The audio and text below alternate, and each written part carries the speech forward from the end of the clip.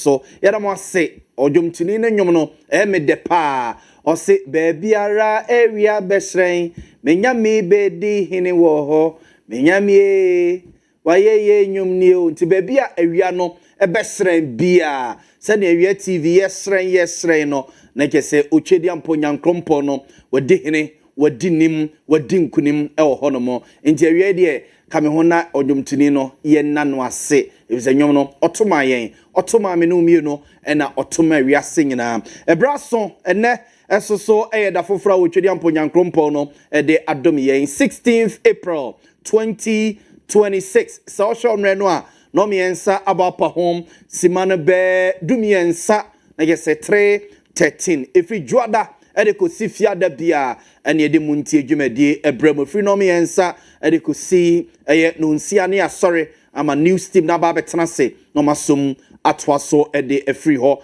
efise dodo akonya yentena so enche mede ede na Yaw Boamah amanfo frɛ me Libia Boga Dominic Kubuaten Kukua Veronica Jando akosia somwa ya Grace Simon Asante eboa ene team ni nyina ene ya no motamechi ama bia wo bia na yetimi ba ni eba besom wo Ghana for amo hwe ye wo Belgium Denmark Holland ene emiamia hodo nyina ye wo maha emmakwaba mamwo United States of America say Massachusetts say New York say baby bia wo America bia no so ye da mase say mo chusi adwumadie mo amwo UK yeda mo ase sabre bia mo ne yesia e odwumadie so mo amwo Nigeria mo amwo South Africa mo amwo Zambia yeda mo ase se mo ne etena titiru Ghana for a ewo Greece Athens ene ne mpotem wo no msoso no yeda mo ase enu ntia wiai ye chia mo nyina chia wiase ama wiase nyina kwaba eba Montie adwumadie so ewo Owia television so we say ye adwumadie twagu ewo Owia TV so to nchene a se o kumase a o tie nka ewo precise 105.9 FM precise 105.9 FM and ye streaming live so social media platforms nyina so oko Facebook wa Owia TV oko Facebook wa no hwehwe Owia TV so na wa like wa subscribe and na say wa follow yen ewo Facebook oko YouTube so a Owia TV official and na say Owia TV official and na say Owia TV streaming live so ho mudru ho mo a na wa follow ye page no so no wa subscribe no wa mia notification bell no nti abribia ye best start ye programs nyina no na entem wa kai ho se be ya yenko emfa enyawo TikTok so ye streaming live ho no TikTok so follow yen Owia TV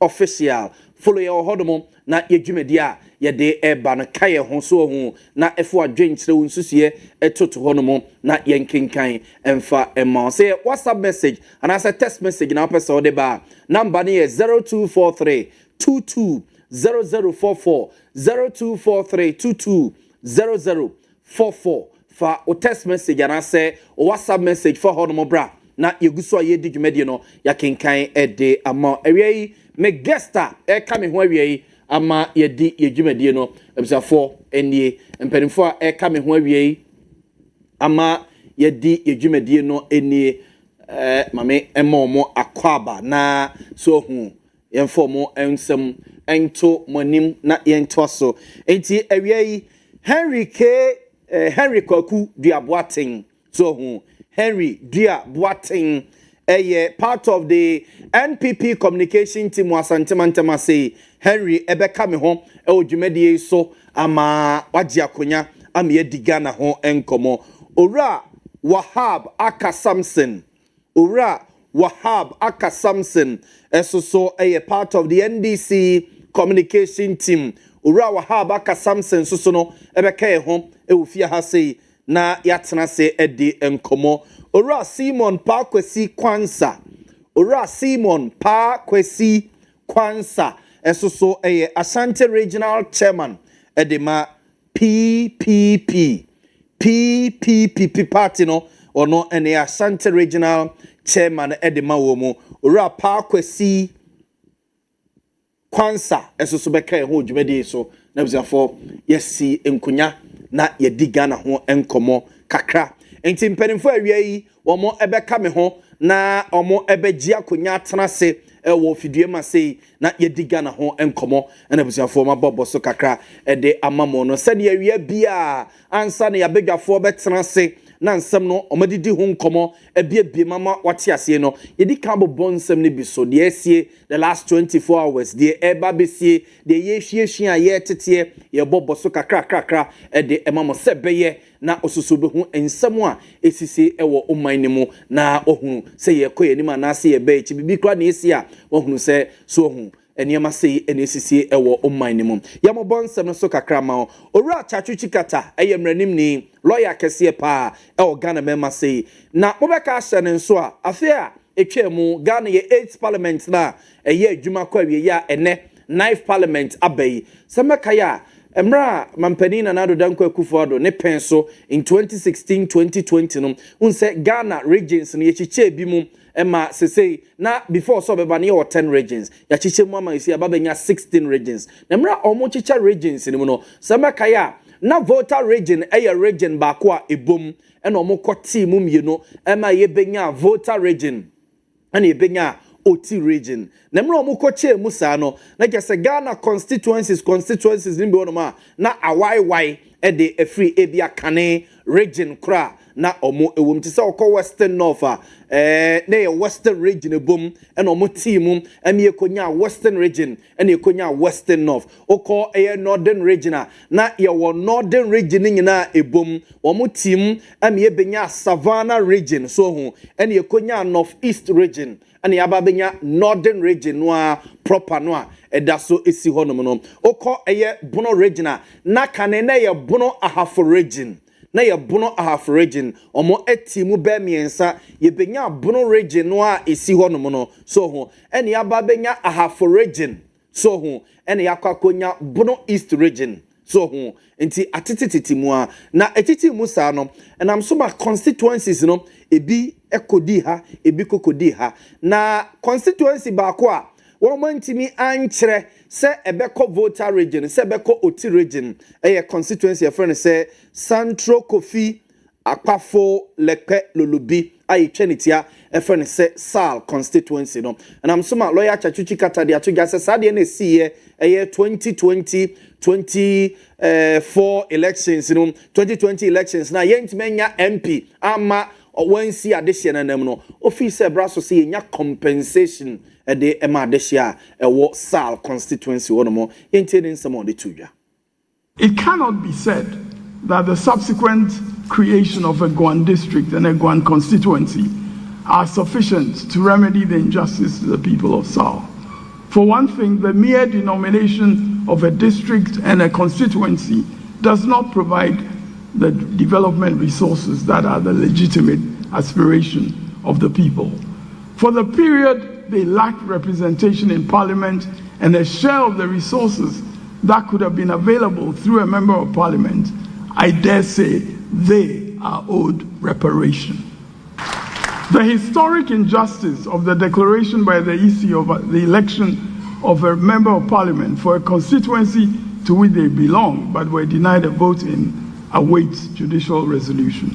Please remember that the EC itself has admitted that it would have been illegal to have asked the voters in those areas to vote in the Boamah constituency in December 2020. Yet, that is what the constitutional instrument which the EC has claimed in its defense to the election petition to be the applicable instrument. That is what that instrument would have required.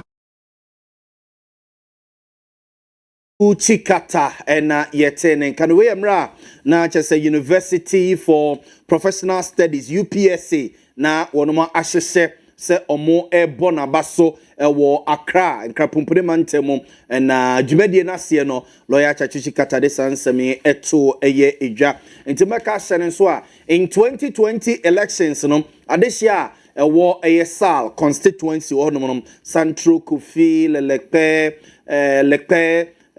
Lulubinum no for omokoto presidential elections no but parliamentary ne de omo entimi antubi ntoma ntimi nya NP amana represent unum ewo parliament eno ena ene ochre se o se pata wo mo if say ha dwene pa eno ehonsem eno no yamfa mon konsem fufrum efri be enra ebe nyina no say mansuma ba beto special prosecutor and the attorney general's department intem ne nyina ene say Accra High Court at the ruling biba enra say office say baby edro no or say special prosecutor case bia ekuta no odie bia no or say special prosecutor ejem no de enkrata nyina come attorney general attorney general eto so if say Ghana ni bi akosiu special prosecutor no Supreme Court say special prosecutor so kan Ghana mra no ene emra na empenimfo gina so de ete special prosecutor ne office no a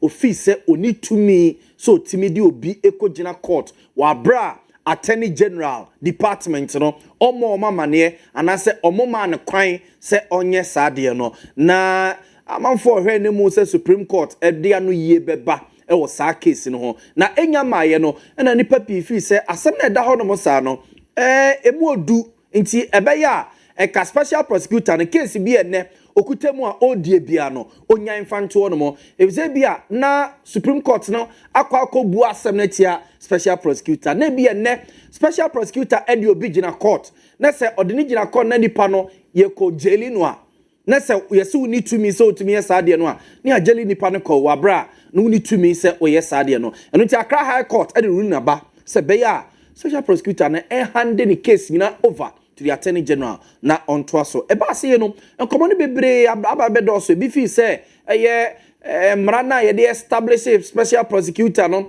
ya nhwe ne ye ebinum tutu fi say special prosecutor na politicians esuro no anaso mu suro office nti ana on person mo fa kwan bi aso ebubu na pre agi ne tumi different nsem na lawyer ni ba ko a mampani dada na nado danko akufo do penso na oye deputy attorney general honorable Joseph Didiok Penka oka ho ena special prosecutor ne office no ene emra na omode te ne office no omo etwroye etintimye de call parliament ema parliament agitum odi atodwa se ogimfum so tum se kwambisuo no emra omo yemra no mfumso kakra ebae na osenka omutintim special prosecutor mra no ema ode ne ho ase obetimi di obi akwa court wa bra onko attorney general hono mo se okwa akobona mane ansana watu saa anamono lawyer Joseph Didiok Penka ni chechemu a wode emai attorney general.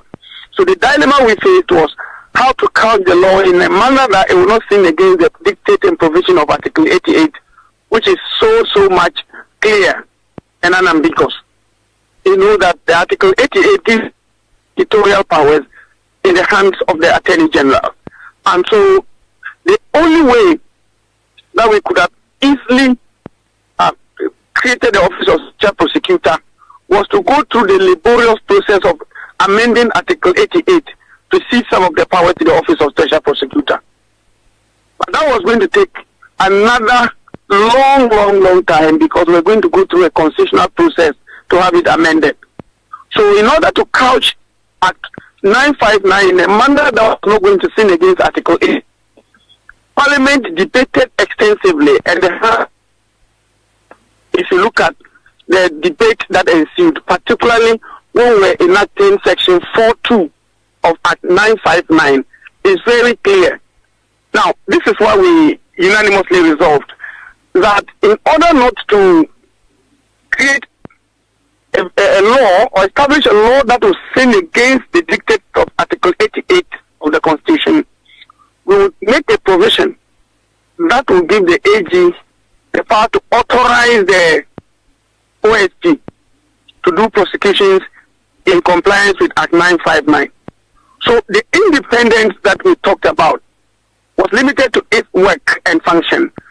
But the AG was then given that provision to authorize, as it has always done in other cases. Remember that in the past, and as we speak, the AG has authorized the police, and I believe the environmental department of the Ghana Health Service, and all that, and then SNIT and other state organizations, EOCO, etc.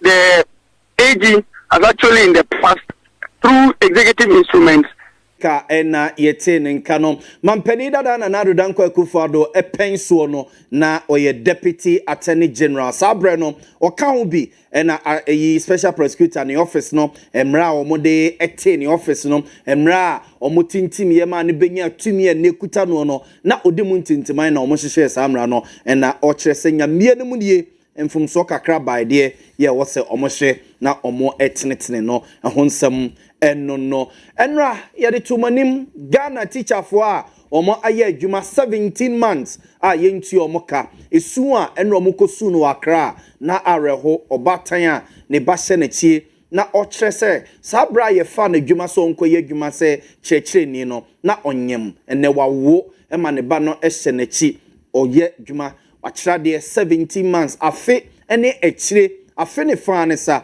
one city kura no aban emfa ema no na no omo kasa ye ena aban echi omo be 1 month bi ede ma omo be sinne still ya aban ma omo kapre ni nyina mu no omo de omo yem kom ene fone omo fon nyina no eko classrooms eko kire enkwala no ade na nra na akwa reho ene de ate ne said the finance ministry ayen hyehyeye say every this month ekono ano omo ebetuetu omo sika no ede ama omo eja omo tua 4 months bi ama omo na the following month so no omo hwe tua 4 months ama wonum na ayesa akosi se omo ebe clear arrears no ene sa aka no a eda honom no ede efiri honom deputy finance minister Owia Thomas Ampem Nyako ena ojina finance minister nem ne abana nem ede sansem yi eto achechefo no.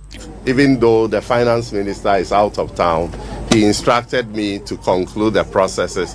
And even though the finance minister is out of town, he instructed me to conclude the processes. And I wrote to controller to start the payment of your arrears. That payment will start from May. So in May, you will receive 4 months of arrears. June, you will receive another 4 months. July, another 4 months until the payments are from the Ministry of Education.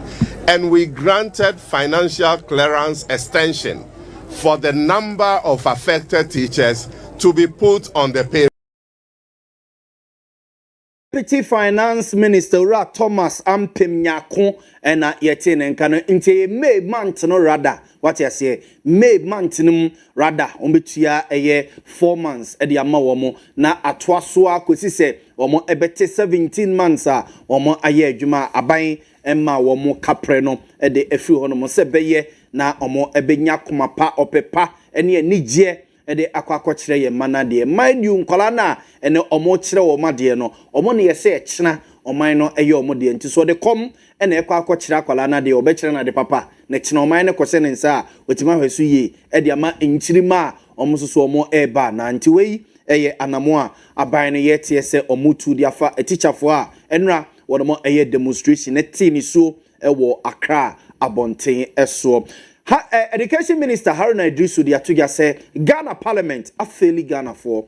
O say the NTA office say Ghana Parliament a fairly Ghana for no say emra anti-LGBTQI+ emra no Parliament eji2 mu a ebeto dwa say omode koma mampani na Nana Dankwa Akufo-Addo sabre no ama na san a mampani enfia momo amfa mre no o say na Parliament o tumi say omuyisu de friend say constitutional powers bi ede ejimra ni tum ema mra no ebetena ho se mra ema ne eye adwuma na so parliament anye saade no ene yasa da ye ho ede sobo ekwakobo bia mampani anase obi a omo efi se otwintwa parliament anemu but na parliament abre no e otumi bia the friend say constitutional powers no no betimi ayusu saade no ede ajimra no atum wabro mu hia se president bi be sign and as a president krono one sign Owia Haruna Idrisu enchechiremu LGBTQ of Ghana.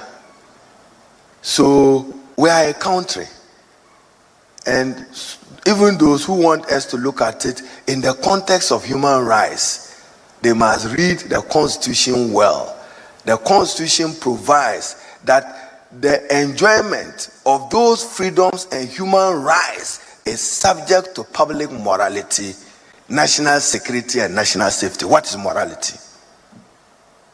It's your way of life. So if we decide in Ghana that we do not want gay practices, it's our morality we have defined. But if Parliament fails you, it must say that it has failed you. But you see, I'm careful, as I said, I don't want to be in contempt. Go and read Article 106 well. Parliament passed the LGBTQ law, sent it to then President Nana Addo Dankwa. He didn't sign. Then subsequently somebody went to court, and now it's back to Parliament. Parliament of Ghana, including me. What are we telling you? Go and read the Constitution well. So one, I want to fault Nana Addo as president, then come and fault my own Parliament. Then I conclude. Because I have to be somewhere, and then we'll take some group photograph. First of all, in Article 106, either between 6, 7, and 8, it says that when Parliament passes a law, it shall be assented to by the President within 7 days. So if Nana Addo Dankwa within 7 days did not assent to it and did not return it to Parliament, he was in breach of the Constitution. My honest academic view. But the same Constitution says that where the President decides not to assent, Parliament can, by 2/3 resolution, pass it into law. So we failed Ghana when we didn't do that. We didn't need to come back to the President. If Parliament was committed as we are committed, both NDC and MPP, it also passed a resolution of 2/3, which we had. So all of them say, I'm for it, I'm for that. Even though when it came to the debate, we saw those who were women and those who were men. Have I offended people who are, the gender activists are here, forgive me.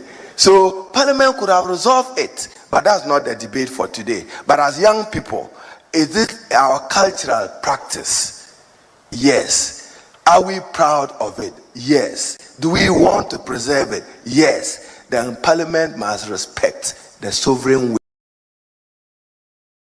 Yeah, NPMA Adesiomo Tamale South constituency, Honorable Haruna Idris, Osasu Education Minister, and getting in can say Parliament if Ghana for papa Ningina Article 106 one more amfa and you say 106 107 108 honomono okenkanya obon say the Parliament of Ghana if Ghana for mampeni and sign the bana Parliament so to me bia no say come the year adwuma mamrano ebeye adwuma ense se ne yesaso ekoso ebio yenko Voxy Toyota Voxy car no honsensem na anu ya na beto just National Road Safety Authority mpenimfo at a committee na committee no technical committee no ewi o madwuma om the report come National Road Safety Authority mpenimfo no mo chese Voxy car no enye car e o se ye de long journey ye de commercial e fa passengers tenantenam se e be yisu kura no a enkoye car bi ase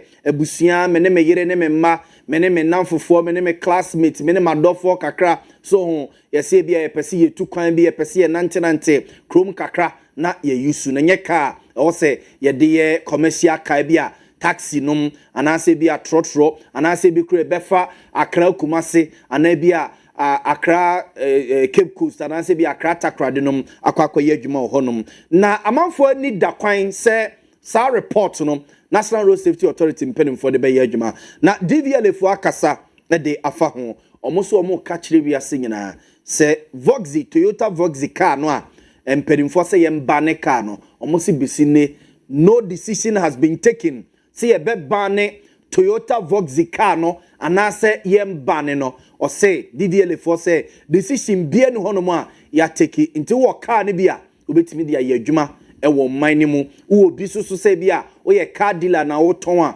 obetimi ato akoso aton evize eye car bisine de ye beka ne se ye ho kwan se ye didi dwuma ewo oman mu DVL boss ora Julius Nikwei nsem enie. A committee was set. The committee has presented its findings. We are not start to make any decision as of today. So I don't know where the speculations are coming from. But until we sit as a committee with the National Road Safety Authority, DVLA, and other stakeholders, the Ministry of Transport, to make any public pronouncement or other rumors should not hold. We've received the committee's report. We are going to start to make any decision. When we make any decision, we'll surely organize a press conference and brief the public. So that is it as of now. That is to my best of knowledge.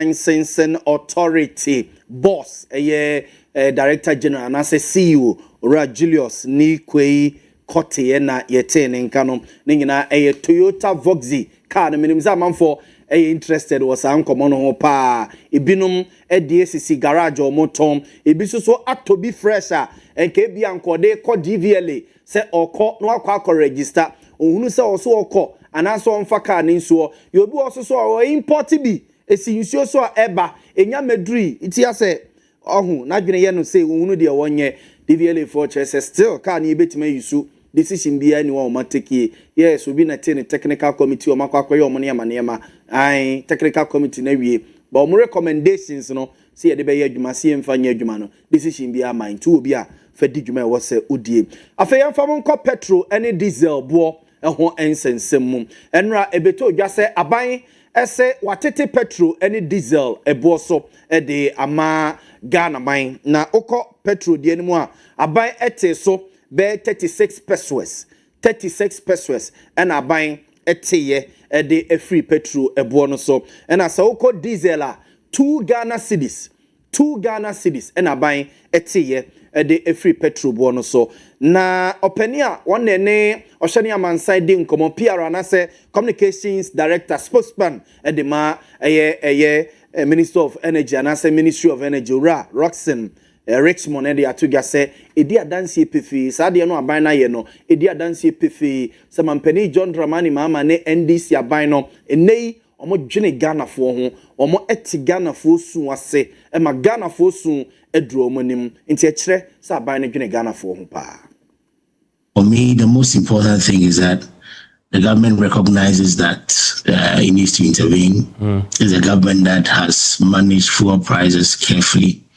The reason I say that is if you look at where the John Mahama-led administration took the price of fuel in January 2025, depending on the OMC you're purchasing for, you're doing averagely around 15, 16, 17 Ghana cedis. At a point in time not too long ago, we saw some of the OMC sell below 10 Ghana cedis, which will be averaging around 40% reduction. You may argue that, yes, global market prices were down, and that's why we saw those reductions. But that's not just that. If we look at the exchange rates plays significant part of the pricing. And so because we've had the fiscal space managed so well, it's had a significant part to play when it comes to prices. And when you speak Richmond Roxanne, one year communication spokesperson de the Energy Ministry and yeten and kanonina fuel prices are buying at it so now fuel prices unkomo yenye exercise bi kakra ewie CC na yema abegafo akwaba yenye exercise bi kakra bi ewie ewo yedwumedie eso gold yenye exercise bi kakra bi therefore say ohwe your graph here at that screen so where the impact of fuel price relief trend of fuel price floor for internet say ningina free be January be nyina no ye hwese ne petrol ni diesel bo ho nsensam esi etie ewo oman ni mu so ho nti se wo hwe red line ni say no a eno no diesel bo so ho na wo hwe blue no a eno so no a eno so no petrol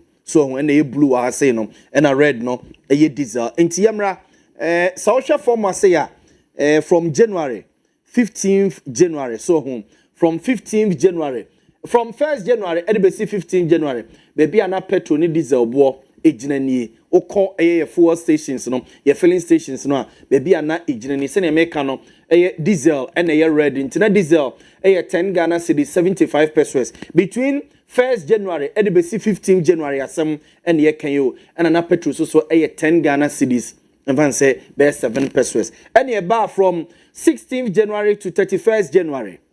16th January to 31st January. The entire use that date, say oil marketing companies, for omo petrol ni diesel bona omo edege no na watch mienu bia no omo ecosystem so omo betum so omo beteso na watch mienu bia no omo ko review so ho omo ko system inti na mana basa nti from 1st January to 15th January na watch mienu from 16th January to 31st January so see na watch mienu baby na petrol ni diesel price ejina eni so ho and oba from 1st February and be see 15th February and also surprise etwa musa the same thing so at the buyer bedru be 1st March to 15th March and the pegaye equal 11 cedis 42 pesos and 12 cedis a year 46 pesos so and the buyer say baby ya ba bejina eni ye petrol and diesel bo ho nsensem no baby ya ba bejina eni na enra aban announce adebi say watete eja petrol ni diesel bo so aban announce adebi say watete petrol and diesel bo so na busafo yenhwe ade ya eda screen yi so sisi or say estimated cost of government intervention intervention where diesel bo nko a diesel say diesel aban say oyi 2 Ghana cedis de a free so na ya calculate bosomi bia the number of diesel dodo a Ghana bosomi bia yeto e Ghana ha say ebusia for 230 million liters what I say bosomi bia monthly consumption no na just say bosomi bia no diesel a yeton e Ghana nyina no okeka bomu a 230 million liters na kese akotwa club beer akotwa no so unza uko gaufo na uhu o akotwa ni bunso pompini aha omo akotwa no enti 230 million liters akotwa makoma 230 million and abosumi bia yeton e Ghana ha diesel o and aban say watene bo no so 2 Ghana cedis na get so the 2 Ghana cedis acheyen liter koto ba ko bia koto a 2 Ghana cedis or the achew enti say 2 Ghana cedis no what the times 230 e kawe na ban ebebo 460 million Ghana cedis 460 million Ghana cedis eno ene car aban ebebo no bosumi bia 460 million Ghana cedis eno ene a car 2 Ghana cedi no a 2 Ghana cedis no aban so de akyeye bosumi bia diesel bo no we eye a car aban ebebo 260 million yenko the next slide aye petrol so yenko petrol so for petrol de ni say oba petrol so no bosumi bia petrol dodo a amanfo to sa woto agu kam sa woto agu generator mu sa woto de aye de petrol dodo a ye ton e Ghana nyina bosumi bia no for 258 million liters petrol dodo a bosumi ye ton Ghana ha eno no ena no so aban say what the 36 pesos ache Ghana for wateso 36 pesos no aban no obefa petrol liter ba ku bia obeto bia no 36 pesos no aban no obefa saaka no enti bosumi bia no abusia for aban beboka 93 million Ghana cedis 93 million Ghana cedis no ne car eye bosumi bia aban ebebo ewo eye petrol ne ton ewo eye omayemo enti okani nyina bomu a we ene car aban ebo se okani nyina bomu a total estimated cost of government intervention unsa ba kono na 460 million diesel bosumi bia ban be boss aka no and a petrol so no 36 pesos no eno ne 93 million ha nti so hu diesel de no bosumi bia ban be boka 460 million bosumi bia and a petrol de ya grace man petrol de no so eno so aban be boka bosumi bia 93 million into ka 460 ni bom 460 93 yini bomu a ebusan for bosumi bia petrol ni diesel no ka bomu a bosumi bia ban boss akawe 553 million Ghana cedis eno any car busumi bia aban ebo ewo eye sa petrol ni diesel ensensem no eho na se ohwe institutions abusanfo institutions sa eye entity so we ya aban etete ye no state institutions omo eho be kire omo anase omo ho be kam no or say state-owned enterprises revenues affected by relief measures.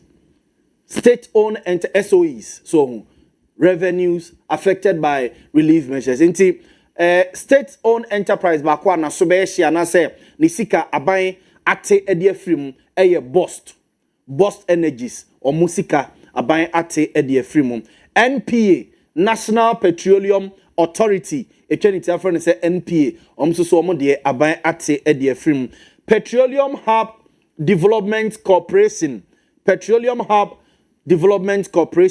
ebza form so no na omo margins bi coins ne mpeso bi a na de da petrol ene diesel na menu mie ne yeto so ayete e de ma state owned enterprises we num aban ate e de afri hodomo sa so na number 4 free fuel allocation for political appointees.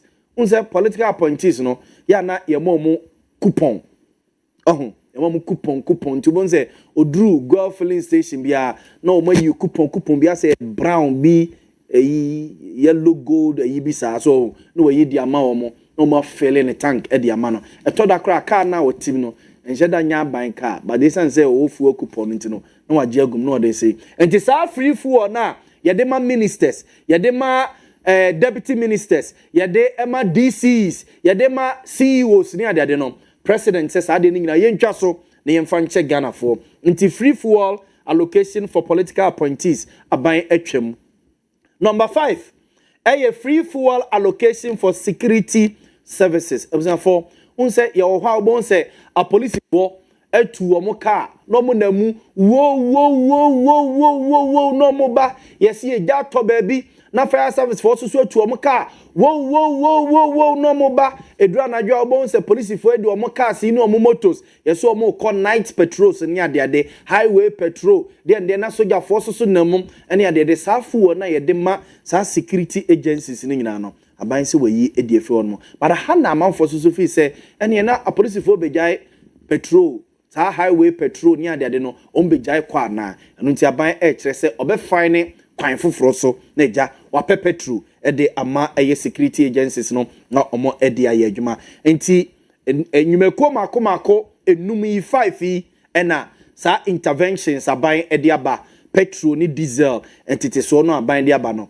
e be affect wo mo nti enyumeko 5 we na e be affect wo mo na the government communication minister ekasai e de efa eye sa nhyehyeye no ho government communication minister ekasai Felix Kwachi Ofosu inti o say government next step on fuel price relief inti say utie honorable Felix Kwachi Ofosu o say number 1 government ebe talk so monitor Middle East insensem no Iran Israel any American insensem no ekoso no o say government will keep an eye on it inti bosumi bia wenu a womo edi achaye no 2 cities no mo de achaye no any 36 pesos na omo de achaye no enya say the whole year o debi 1 month bi omso mekwa ko review se koba se bia petrol ni bo e odwama so eso tia omo beje omo de 2 cities no e be sa ba beto so omo de 36 pesos no omo nyi bio so hu nti e ba be ye menu mienu ka ya ye koto petrol ye koto diesel no ya ye be fe ka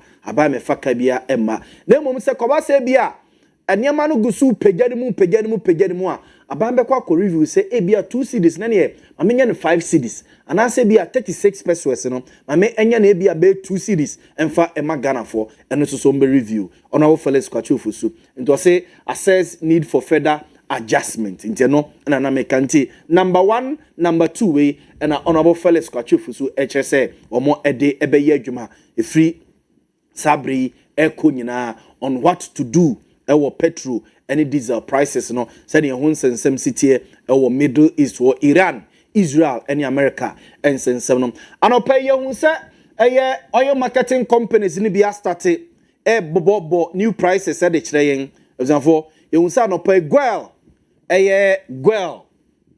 Goal for announcing new prices and so we are new fuel prices effective Thursday, 16th April 2026 at 6 a.m. prompt. In terms of force, area any no pay. So I call Goal filling station be so called petrol prices are more a ton no any. Into almost say petrol no and a XP no super XP no. So the minimum you bit ma 20 billion no and on a liter ba could be a kotwa ba could be a 13 Ghana cedis 27 pesos and a diesel no 16 Ghana cedis 10 pesos and a super XP 95 no so and also so no sika phone de no motogo mo cars papa mu no no 15 Ghana cedis 77 pesos into no so and no na oko star oil oko star oil almost so mo de any omo prices today star oil de no etoto gold de no ho difference difference be anymore the same thing so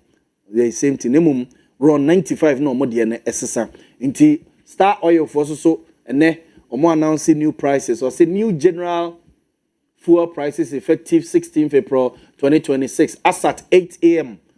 so nti super near petrol 13 Ghana cedis 27 pesos and a diesel no 16 Ghana cedis 10 pesos and run 95 as California no 14 cedis 67 pesos into way new prices are filling stations ni bi astatia or more announce or more ton petrol no enono mame emma begafo akwaba na yentena se eni nkomo CCA mame emma begafo akwaba na yentena se eni nkomo Henry ebe kame ho ama yedi nkomo ewo efia ha sei Henry ebe kame ho ama yedi nkomo Henry Kedua Henry Kwaku dua boaten eka the Ashanti Regional Communication Team ho Henry kame ho na yedi nkomo ewo fiduema sei ena ora Wahab aka Samson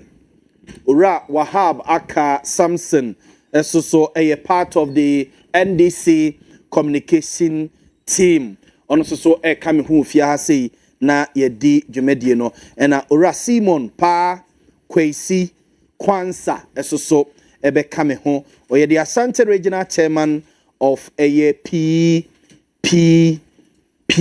omudi no na doso pre papa preko party papa PPP inde bibiribi anambo ade papa de enye ba ko pe ba ko pe sentine se pray papa preko papa pre papa preko na wasomunyo simple. That's right. And then the ekoba nyina papa ya o man print na mo bre yo ye di we nam court ne di we nam nguremu na e wi nam koku ase ne bi e bi ne nam ai friends health yenye we na primary na secondary na health insurance na say pre papa na pre kwa kaya boko ki asomadu yen enke no no enke ni we mu ni asem bia Debi do pra ho ne yentwa so na ho ne enka asem bia ni papa na o man timi ampre ebiso amuso na man kama asem ya magana for antimase o pa o kwa na wasa abesi so ene nkomo aye bedi ni ne wani abra we kan nyina o kwa na wasa abesi so ye kokrumuti a san ho bopo a enyi nti usa kokrumuti no ho a okobopo na enyi se what I say ndabia o se odi to no wan fan to na o se o baby bi fufura o yeah o sa beba wachi nti e chiri banana na me kan yedi nkomo no na e bibi ma bo se e chiri banana no mo sa ere eba o de o he o mumi no ti he o de o boche we be kana se o bo se ayasemba ko a pre papa preko PPP mo kan ya Ghana for ye ntie ne no ano mo eguso pre ho no no nyesa Ghana for ntie o wo mo no afutu ayitu o mo ntie sa ngofui over 32 years your constitution hunsam anything one pre papa na pre kwa bebre nati is also say natural some culture say you shall know the truth and the truth shall set you free nti say one hunu no kre no a be na be nya bre na bebre nti no mo bre ye nwato e ba o mo bre so no etwa besi ye Ghana for so the ordinary Ghanaian and na sa hit ni nyina begu ye so that's why mo friend say PPP yembra ijai ne nyina ne aba okay because ye pese Ghana fo hunu se no kre no e we ye ho okay enti se ye jai say ye maybe because you can't no Montie na just say ye jai mo man na ye I say inti Dr. Ndium Takan say bi o se Ghana man ye nhwema on say yes and answer that yes Martin very good I didn't think you can say ye nhwema on say because see ka say ye nkan bi mu a omo be say no okay inti wo frey empe e wo say ye ba ye nhwema on say o mama na kwa abampo na ezi efreno ora Simon Parkwesi Kwansa ono na PPP People's Progressive People's Party. We think ahead. No more just say we think ahead. Now Musulo Gamba could be awake and no masesano. No. That we can't progressive. No, I just say progressive people think ahead. Okay. So okay. I say we are people who think ahead. Okay. Okay. Because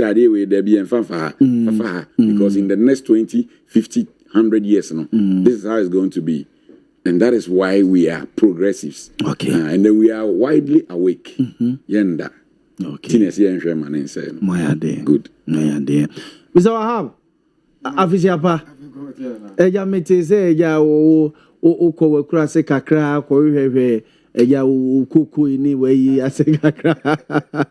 Sana producer ka kire mi o say so boade a so Mr. Wahab yesi nkwala na makwanti eja o tu kwan kakra ko hwe echiri ho no mahwe se bibia ye fire. Na ko ye ho ye boko de. My second question because I nkwada no. From the experience in your Okay, wow. But say BBI fine. Nkwala no so mo prepare mo ye dia maye de. Yeah, from there. Na the beka no. The rate of learning on the betre modern bar overboard. Mama ko nkese me kojima. Okojiwa home. Still no. Mo ye extra classes de ma Free of charge. Form 3 for no. Free. Monye nkwala ne hwe. Oh. Eze nwe mu ya batan. Eye mo ma. Group be na teacher for Semba. Eya yin susu nka ho. Na teacher for mutifie na COVID by ni etua moka. No nche say ya ketu asem ko for mo kwan say ye den ye ka. Ibi ni enso ye shemi. Na remember COVID time. Eze mo media here. This school back for the court. Yes. Okay. A two schools on A and B. O me ka say bomba ko. Okay. Yes. And a B no court in chair on. Okay. Every time you are from 3 4 no. Is a 9 channel betro BC. So na enu na yeko chale. Ni nyina na mo fam ko. Your pictures in videos are. No wa show nose marks ni ade na akwachire nkola na de. Eni amoya ade. Me na me kwat thermometer gun to test. Check nkola no test omo. Ye twanyame. Oh yeah. A teacher for the SS market you was right man. Ye twem. Hey, mo nyine heaven bi o. There you. Mo jina asase so. Politics eh. O ka se o be twa ko. Agodru osra himema. Appointment there. O be se me there. Ebeye. Mame, from one teacher to another teacher.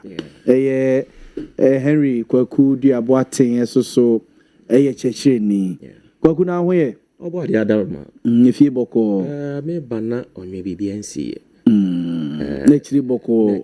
Onyedin. Na mum mfutu na da so kuyen. Na mati asembu wa ejo so. Still a kwine omo nye. You be a grammar. What's a more MPP for Mona Monstate and Moyana?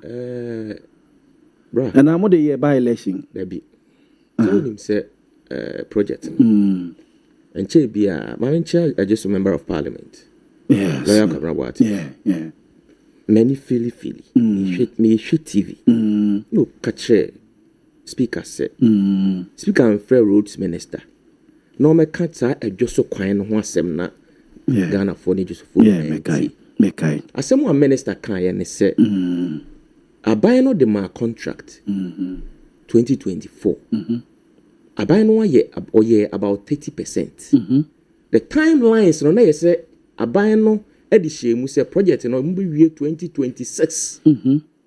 So because the by elections are okay. No just say salary within the 2026 no. Ma dwene so ne say Say gutters ni ade nyina o ma yiye. Gutters ni bibia. I say ashase ebubu. Gutters na start ebubu. Gutters na ashase ebubu. Kra, nti no project a eyen toaso de me gidi se MPP aban afiri so a aban no waba no eyese obetoaso enche bia driver for no bopin the MC yes me nuaba Jerena Asante Dickness Jerena Asante yeah na Masema no okay time honorable Kwame Agboja kan asem ni wie ye no afei na me susu se sa abre ne se enuaba Jerena hwe TV a obesi ni ti ase esan se driver for no bopin no se honde onim kra se adwuma no kra wo contract asama road minister MC kan no onim se ye de sa kwan na ma contractor bi o ye ko adwuma hey meanwhile the roads minister in parliament say the contractor is Kofi Job. Yes, a road minister the onim se kwan no ye de ama contractor Kofi Job we say we yes adwuma but MC say on the onim se kwan no credit ama contractor bi driver for share what they tell you ni say the MPP for ama contractor back kwan so Abraham farmer contract. I mean, Tina fi dikese isu na menka say road minister say na now do dan kwa kufu ni Alhaji Dr. Mahmoud Baumia. Edema contract. Contractor ni Kofi Job. Oye about 30%. Na wo contract nim so mbe wie 2026. Nemum 2024 ye to abe ye MPP free so. Mfie mienu no aka ne de mu asem de NDC fo ne bitimi a kire ye pa.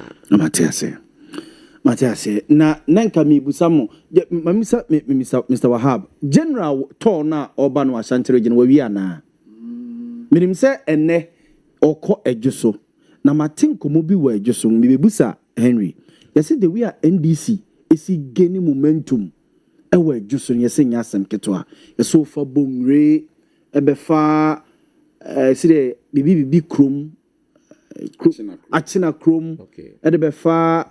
There's another one. Is it Asari Kromo say Asamai area ho? Ede ba de besi ajusu zongo yese. Fortunately me free. Yese the we are NDCC geni ufisa akwan no so na ebe. Yese general ba ho no na momentum ni ade amanfo di sia general no. Kesi yiso a. Yese MPP for mo yema hyemo. Enyese wa fi di kesi yiso a wo kasa asem ya. Uhu sa no ma bakra wo krum. Odi ama reporters nkodwe so sa me say wonhu sa no ma bakra ukrum okay anka ne no senka bibi sa ebe koso a obehu se party for ahyehye na wo mo makra no a wo mo ani da so mo ye campaign no benya school feeding ono hia wo say Henry Muntro yedin na school feeding na boyen mo de mo time de say wo women organizers no mo group yi wo mo na mo de ma wo ejuso asem na okay ejuso asem na making enti no so bi ka say ejuso dane ma NDC amini ba bia nipa ni efri ba okay mini ba bia ni me say me free me enne nkura ma fa so wojuso ache na kuruma me bodin ma fa onwe ma fa donaso ma fa donaso yes ma fa former MPD nyank ofri mo Jonkuma Krum oda ho ma fa oda ho yeah ma ba ejuso okay ma fa besiase ma fa menhia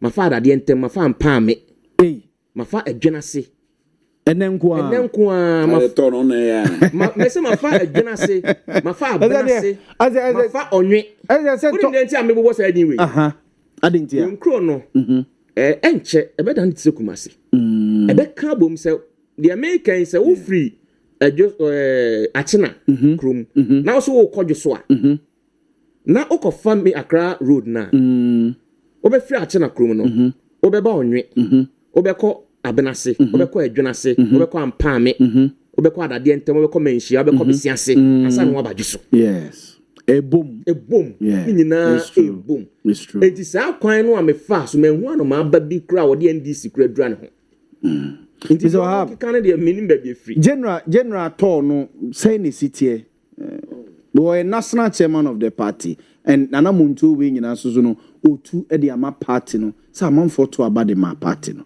o say okoda wo mase e ko say wo region mo minim say wakwa so ase minim say wakwa so kwa constituency any other constituencies be wo region yi mo so any city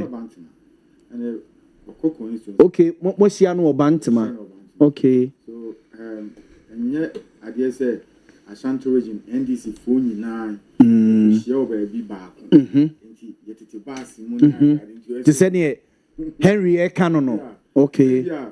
Maybe we're not interested about Bank Marivoli. Has seen him honor. The Honor Musiano. Not me free. A Juman and I'm a found. Until that time, I made my point, Juman, means a party at So, how would you identify me as a NDC and I'm a Quakusha general? What I say? So, time no, the balance is a factor. So, I'll patch up a mic and a crama, man. Time no, the balance is a factor. Because, and let's say working days. Yes, I'm on for Quajuman. Party at the time, no swan. The crisis will be do one of Oba Bantamano. It's a day no different constituencies. Maybe we talk about 10 constituencies or 5 constituencies. Or better, and some about all constituencies. Yeah. Here they are 6 rubber per one. What's that no about? Yeah. And then necessarily so who so bishop T-shirt and some of because or quality general and as we share general. Not I say. Not I say. Matias, yen say yen common ase. Ma mensha say Mr. Ohab, the entire mensha say the free one say free primary health care policy no a enra mampanin epa hontuma dan e dichira mansan. Man for pina fi say health insurance no eye say adwuma we dida. Na health insurance no a eye say adwuma we dida no issues wo ho. Aden na health insurance ne bia yemmem so musika ni so a yemfe bi nka homa wo mu na omo enye sa adwuma we nyina ase free primary health care policy ni betwincha health insurance anemu sa na mo so mu hu no ana gidi se omampeni ihe share of the buy aba be che ntino so chemi bi na visa on ti asia yeah okay and asemba ko a waka ama na evidence o si we be complemented what national health insurance scheme market say a year for the word complement open synonyms are e be more be breed you open what you yeah e be add to add yes me fair what you be can now in chemo man penny the buy about a free primary health care anything o man yet no and you baby obi na onya access to health facility it's true and what's we no they call your communities. So the chip compounds and the idea a war that's hospital facilities. Yes. I'm going to be surgery and the beer baby are free. Now, I did back when woman say, say your community based engagement here. Now I will say a share and human idea. I say, Obi Obedi, make my first station use school, make go near for going to the fence say Huntado. Achumampunia, okay. Yeah.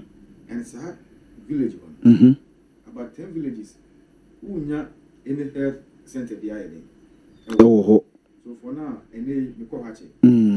See a basic compound over. So free healthcare we say. Do not move in the view. Because we be free on my body in a district. So over hospital. Who are you? So where are they?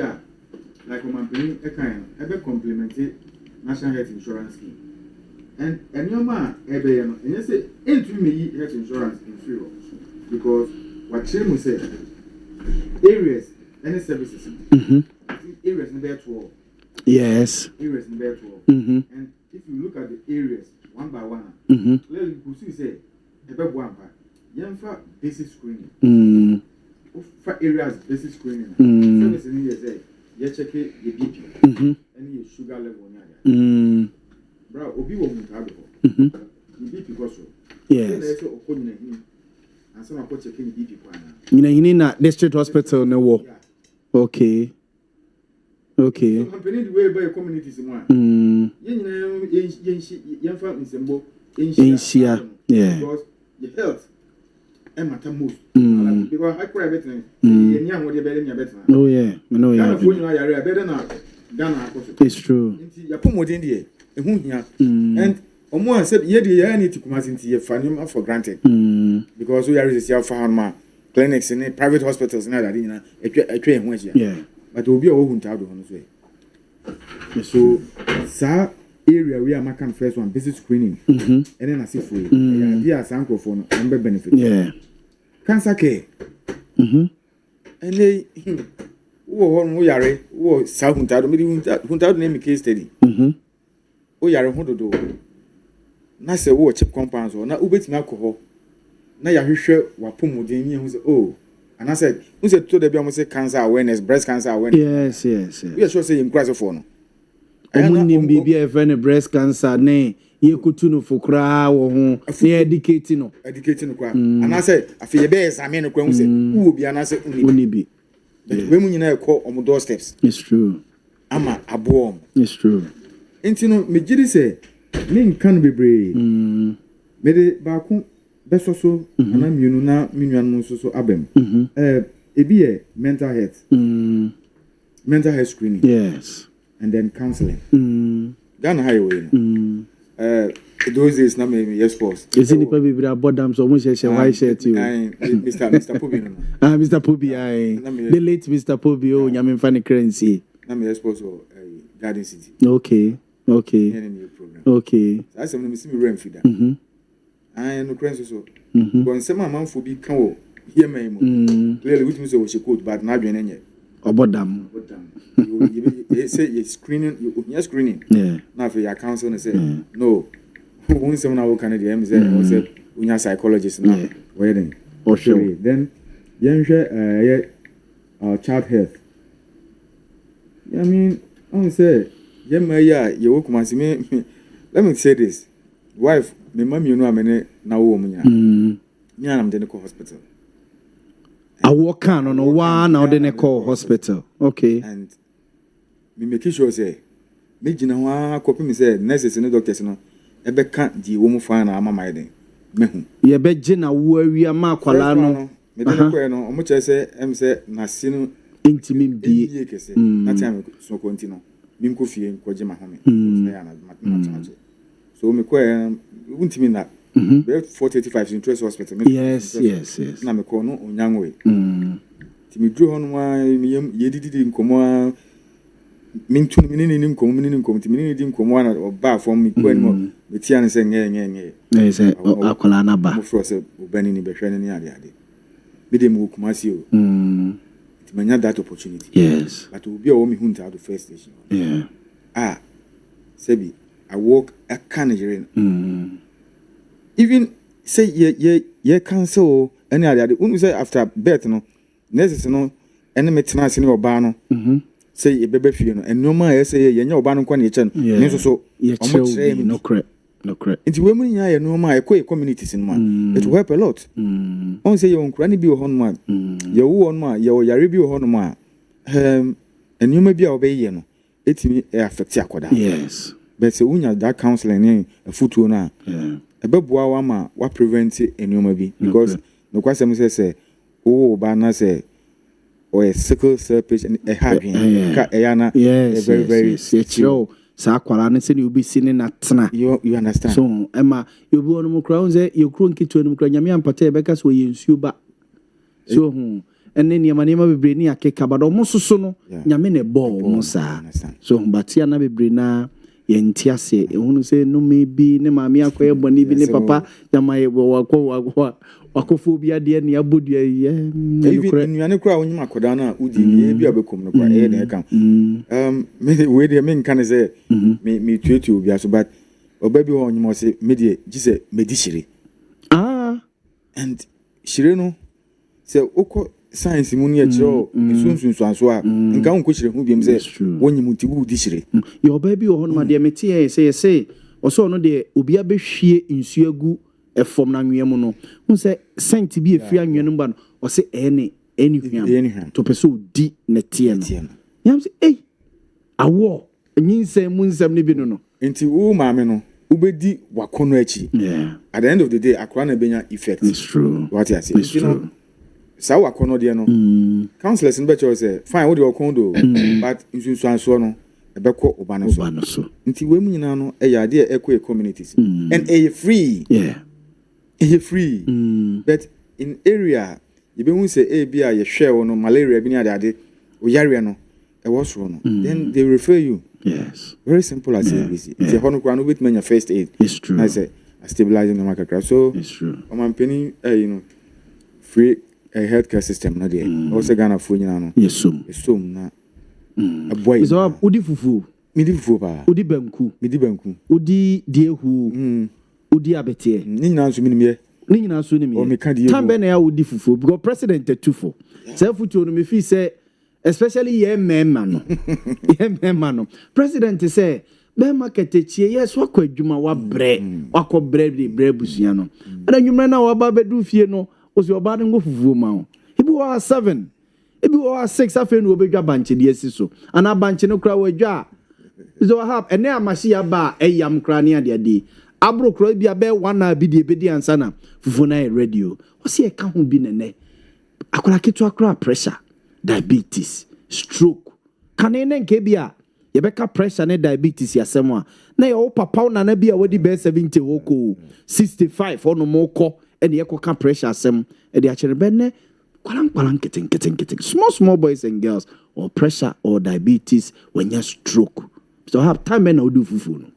Oh, me mom dey sa afuti o man peni dey we dey be nya me mom ebenya o nya me kwara because me no say me si pe fufu no se me tukwa konkran kwa na se me ba na me dru as of market na come dey me be wanted to use hon so dey fufu dey fufu ni o yes be dru ni o me timi di me fufu but the only thing is that me di fufu na me na okay say my nyuma bi ama okay it depend on the ones who di fufu na obeye and they say aduane bia na with me bra me fufu 10 bia 24 hours and 10 bia de be man bia no me medi o obetima di fufu anopa edi fufu awia edi fufu anwumre one day me na me ka cho wow o me my wife friends fufu de oni je ho oh de me nti no futu no de ye but o man e wo no o se edu adwumre to de anwumre bu aye num tea sure I won't say your fried rice and those and also in case of my penny shop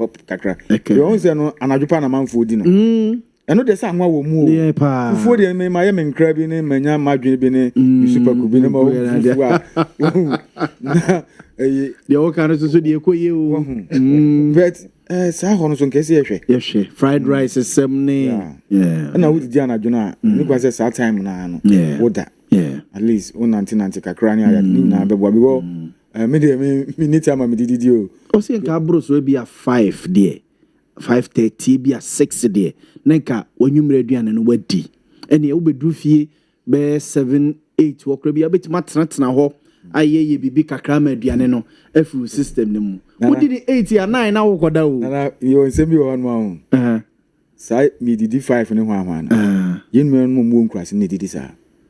Inu anu mo nkunkum anu no om etimi didi sa time okay no akona fom waye ne bi se banche no anu de abode no anu etu yes nti anya afi no okopes kaze okoto banche ne bode e bia so ukondo fo ba we hasla eni be na mukura benya be 50 Ghana na abo be 5 eni emum wo de eni emum ena 2 omo bet my didi sa 4 5 no watwa na yes kafu omo kakra wo mo nsem yeah here for the enye better sa o say be sim Mr. Simomo Mr. Kwansa mo di no bet me okay and I say Mini Henry mo no mo di omo fufu awie I me di 24 hours ne mu bia no me di but me make sure say me twen kakra sana yeah okay ni futu ni nyina ye but every baby a circumstance so no determine here me no ya adwene no kansa mame emra ho no my free primary health care policy issues e wo ho ene mampani afutu a ode man ye didiem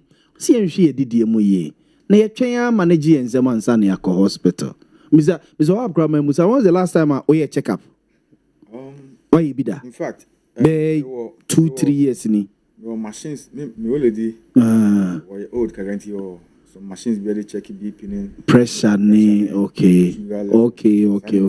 Inti ben what are you? Tiana, me tabati.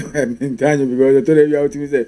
O check your pressure. Maybe I no. Maybe I don't know we much so but I am to the via. But send hospital and kasare. Yeah. Me ko bi ache. Okay. The ones I'm remember why free primary health care. Any issues at home? Me tie Wahab Ninsam now can we see any man. I say, oh, mommy, why you honest to us? So, no, so no people. Oh, one people in Chimbia. On people for jail. But my penny foot in 7 days. But I tell you, say, I think it's a good thing, say, obedi dintem. Yeah. Me, I'm a victim to that. Too late, Eddie, no. Late Eddie, it's not good. Because I would later. So the all can say, depending on the Juma the bay. Now, you made the Juma bay and a bay. And you made the Juma bay. Oh, David. I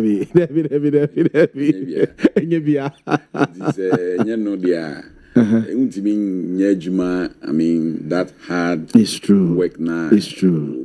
Team FIFA. It's true. That active. That calories now. It cannot. It can be. Yeah. And I'm more of a 7, 8, 9. Oh yeah, I know when it come because it's meant for sleeping. Yeah.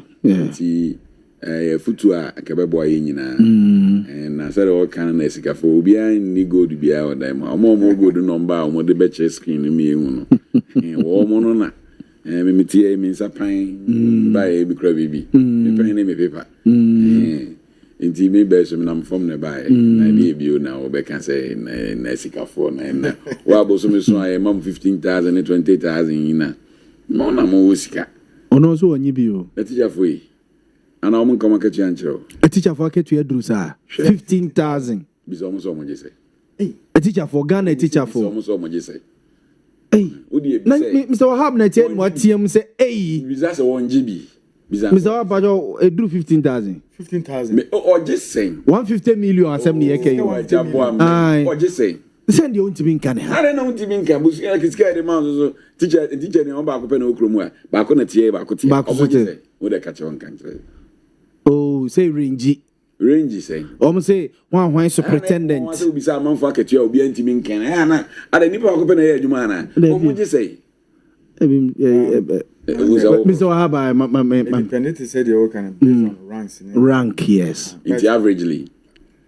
Me, I'm not afraid of good. Some can make salary. Shall. Until you're saying. My gross is less than 6,000. Good. Okay. The gross, yes. Entity taxes. Yes, entity, yes. Benya 4-5 be a fee. Yes. 4-5 now ubenya kofi. It be a loans to be crowd. I think the last time I make can say me about minipa bia I don't know say how or say o teacher ni na man focus a teacher for any sikani ade na make I teacher for no US school on pese omo further education ni nti any scan fee omo ko yes make I say okay no ha yeah so ni nyina factors yes na ma loan na be di wanim sa say teacher for you ha me AD2 my AD2 near the assistant director 2 okay my exams are my train results na call AD1 okay but do free AD2 ne ko AD1 na sika edi betu aketu emu no menu ani kitikiti bi okay me find say me we AD2 nanka bosome me gross 10,000 na you show say me teacher e bia me rank but in the rank nso no eso same na the gross e bia 12,000 nka teachers nke yen kasa o ka so ma dwemo oh say MPs Greg kasa na munga MPs bekasa you see MPs bekasa because of omo juma omo di me ni peni bia nantia ma that very day am na nantia no sika wo tugu abontin no mo bresa okoye miensa bra aye miensa na okoye no ye free no die mi hu so de bon so a enu ko ano ebro 10,000 na de amanfo aba Mr. Kwanza wenyi 100 wenyi timi calculate na say 20,000 de eko na me teacher ni no me 4,000 na me meje no say 20,000 mu half bosomi a ka be bosi yeah yes true okay so, it's true Matthias sikane de obi ajibi yeah and it depends on what you do with your money. It's true. It is a me can 150 million because obi am person be Canada. Ti e kan you know what you figures aba ene no correct. For me na unsa sa teacher for no. mutimi nya 4,005 e de kofi won koji loan bia loan so bia nka nkyere so beje wana ukoye na se upiska de akotoka upiska akotasa se upiska de akoye investment and the bank funds we no so gije o interest na cost ro na fe o 4,500 and 5,000 be kofi na fe o de 2,000 kofi nti komo de wa no de o de loan ko ye Henry wa ya kwaji bi de koye campaign ni ade nyina wie ya na o mabetena fie komo de na e ono anase so what e dem nti ana e boko nti sika ne de e wo mo ho tu di bedi fufu di bedi banku ano de enyo ye wo wasema ye na mo ye afi ne ye ala sulala kakra ne na mu ai pensu aton ne ade ne de niska omo de ne wo because guaranteed mo but president tufua na some now cannot change say you did late in the evening it gets you based. It's true. So wait, it's true. Because aduane na wo di na wo de kodana enye adwuma bia. Many health professional bi kasa I know kasa. Okay, the way Africa and I say what the enkan ye Ghana hey. You did heavy foods because those days na aduane ben ni say the adwuma ye ni areti no hard work. Yeah. It means what can create for no akofuma kodo enti odi bankuna na odi mutuo odi we heavy foods and they use it to work harder. But this year, you know, obi free animal kwaya afro praja on exercise. Yeah. Enti the kind of food na ye dino now no doesn't correspond with ejuma ye. The body ne.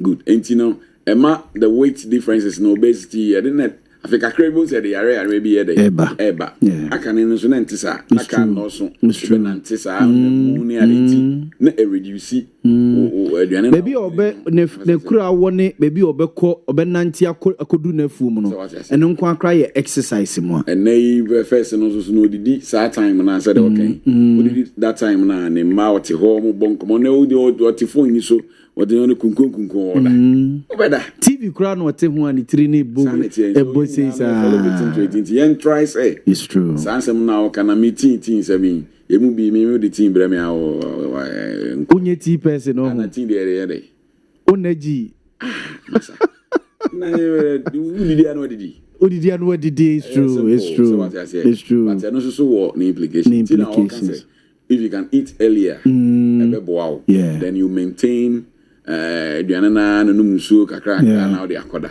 na ya na ye mofra bre mu no and this our problem we nyina bon say eating pattern usa ma me no tama wono akodwo ma ba na ba no aduane na wie na won nti wodi sa na nyina to your 30s na odi akoware ni ti afi say sa na e ba be mo aduane for na ye se fa no kokoda wa ya na yire bekom eni emum o ja say na kola brem na o ma me akodwo ma ba be dru be no nsia no nso afi na odi aduane ba be si so mama wo be di ubanku na wo be di fufuru it's true you don't have that shit nti wo be nyini no I say a part of you yes afi 40 years or 35 years wa ware wa wo na afi wo ko adwuma wo so aba na bra 4 o'clock na no musu na no mtin and easy to change it's that. True but it's true yeah but yes simple sir but yetia ebeboa ye nyina nti banku mu di banku ni fufu ni after 7 no 24 hours 24 hour economy na so dey do banku ni fufu e kwaza wo di fufu ni time be asam no kan ni dey make I say my me ni menu ba ko bi o yike sisi those days me wo dey ba na jo 12 year no come dey nko dey amedi ma so obedi fufu no na come de me afi na me TT7 ene ebe no makọ no maduro no but at the end of the day no yes to change your ways yes go nyini no na ene ma ne bi o ha o se o ye dey o sesa yes with the problem beba it's a screening something ade aye kan nyina no maduro age bi o no ma you need to visit the hospital regularly yes it's true yes the problem beba now concerning new policy almost they are by and health insurance almost say they are not scrapping the health insurance but they are complementing it it's good no from the PPP's point of view the biana meta can say a comprehensive national development plan the biana be fear bia me can say asem na nja kan so da ntina me say yen party ni preko we need to have a plan, work towards that plan. Yeah. So, ubia kodano sorena odwene na sembi ho a yawa kunkuru no de abetum pom kunkuru no de abetum pom as to whether say ade na ye be no sustainable as to say whether we have the enough funds to make it work bon say na fe opposition kasa ho buti argument about enro nkwa ana omon launch that policy no they had it and then they come to power and launch it but implementation in the the loopholes in it but already no okoka sisi ya omo ka che say sana mo be free SHS e ka chem go first can one na dey omo say be yes at the end the one free SHS came you know the challenges you yes emun sem na fi blue yellow green yes but omo ba can blue yellow green there be so sana we be almost so catch say where is the money gonna do almost see a bit take 1.2 billion be a free health insurance funding and all these things now I ask myself say one of the statements are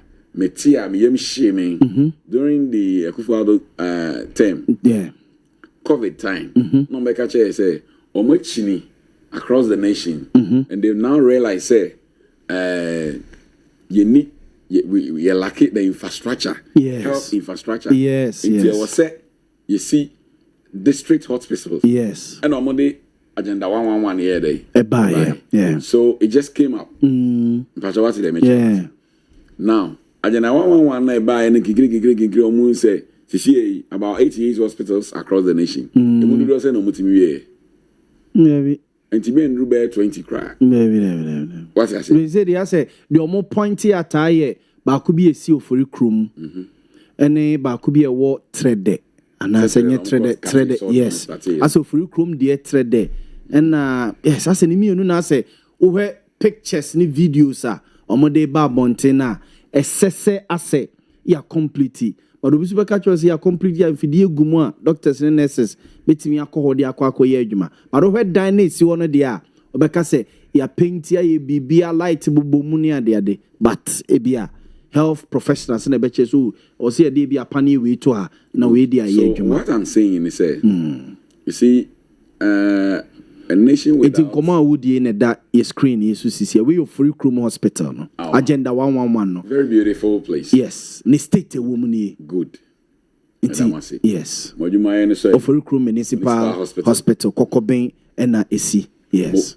What I'm trying to say is this is a clear vision. Yeah. Obinyai. Yeah. If we had inculcated this to our national development plan, and you say in about 88 districts across the nation, you need district hospitals, of which I will say so that no bad syndrome now it has been there for years. A year free honum. Now that way it's a good thing. Yes. But maybe so I say how many hospitals now? And if you don't say when you're back you better also be 18 20 cry. Yeah. So we have left the air foundation, the see-through roofing. The two blog me and the see-through lantern. So I'm not against the free primary health care, whatever. Policy. It's a policy. Obia Jane who knows you have a papa chair baby me too quite pa. Baby or no more. I mean, just a man for chair or more. It's good. Yeah. But we leave health here making. And then we started with chip compound. What is the purpose of chip compound? So if you have the idea, the all came hospitals this year screening sugar. I think sugar is 5 cities. But wait. Sani mana or mobile waiting at the hospitals, major hospitals, free. Even if you go to the private hospitals, free.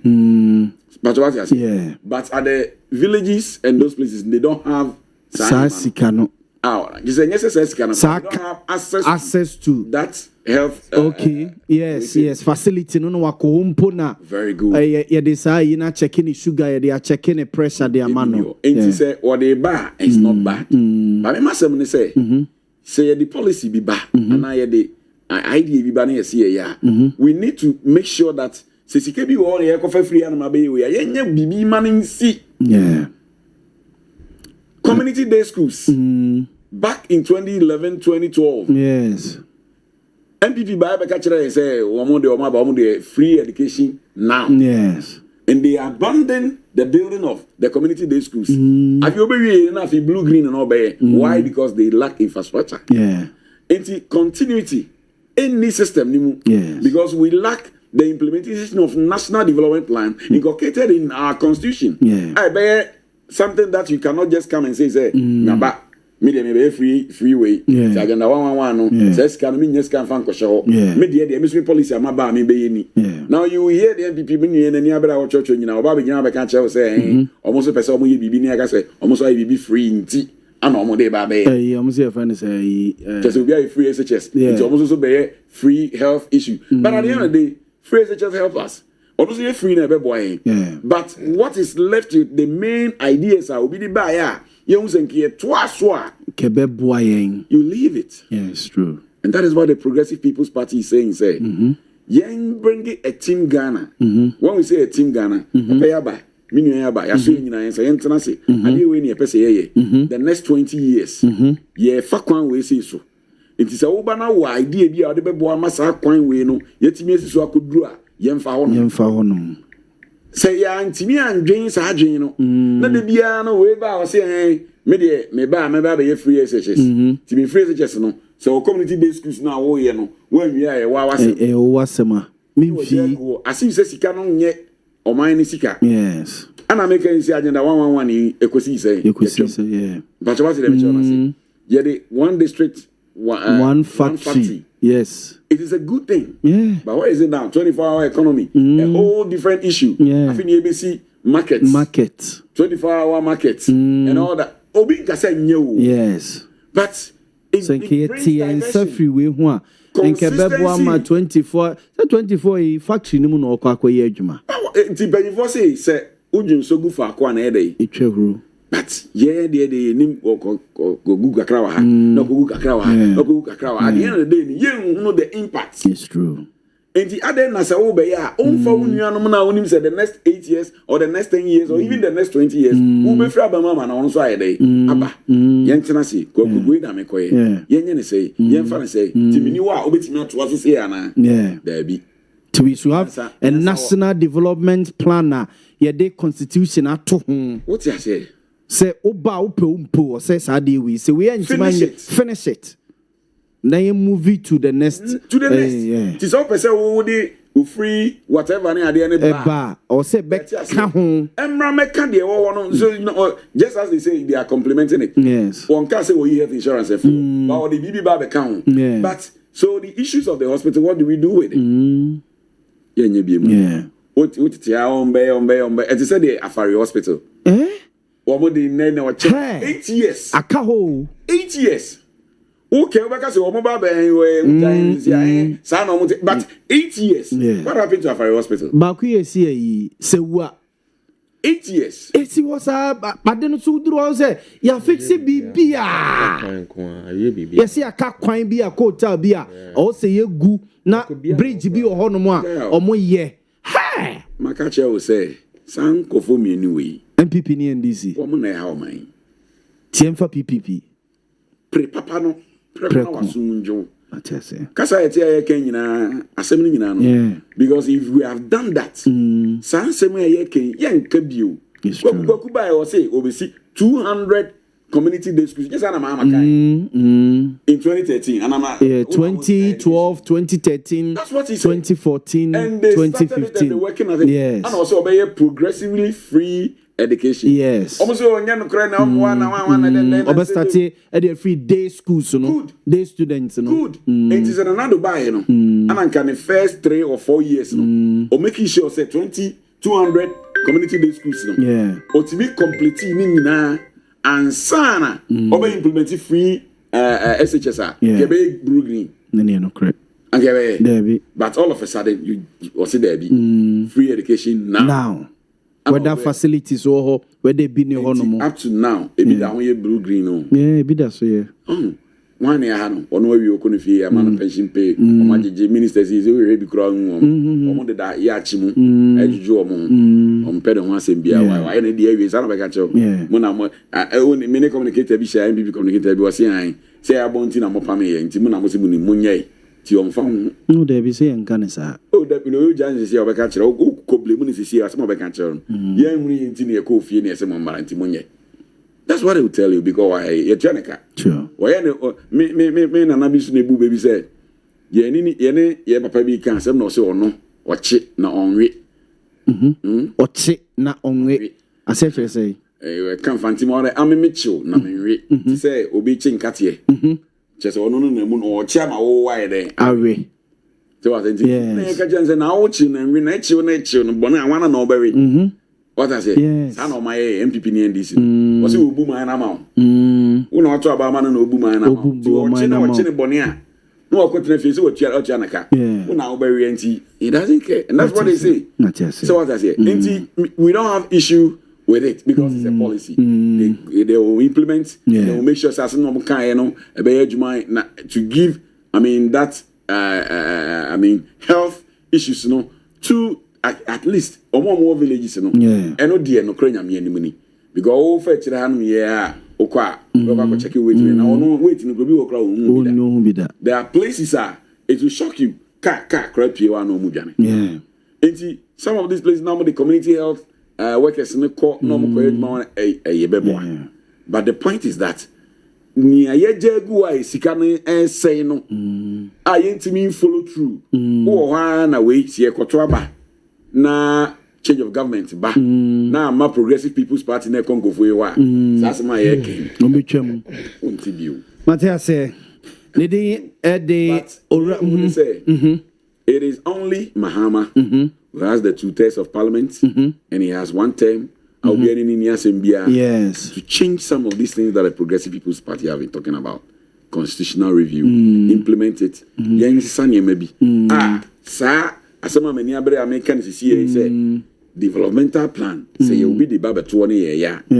Let's end it. Yenwi ansani yako at the forefront. And yes, our mind na ye hano. It's true. It's true. The day the Simon Parkwesi Kwansa or ye PPP Asante Regional Chairman and yetening. Kanamaminko Henry Kwaku Boating Honomo na yento asum femfree say Henry na den amufi say President Mahama free primary health care EBE health insurance the free honomo.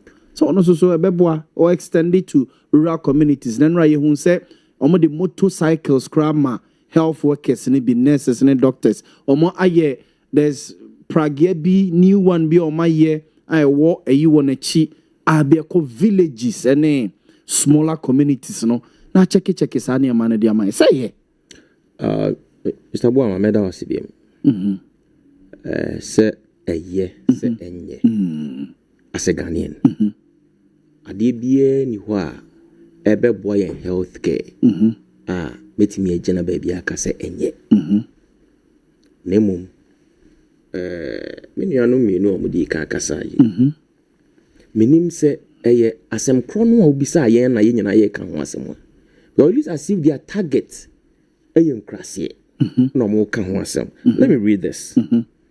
Ghana is launching a free primary health care initiative on April 15th, 2026 aimed at 150 underserved districts. Yes. Focusing on densely populated areas. This is where the conversation is.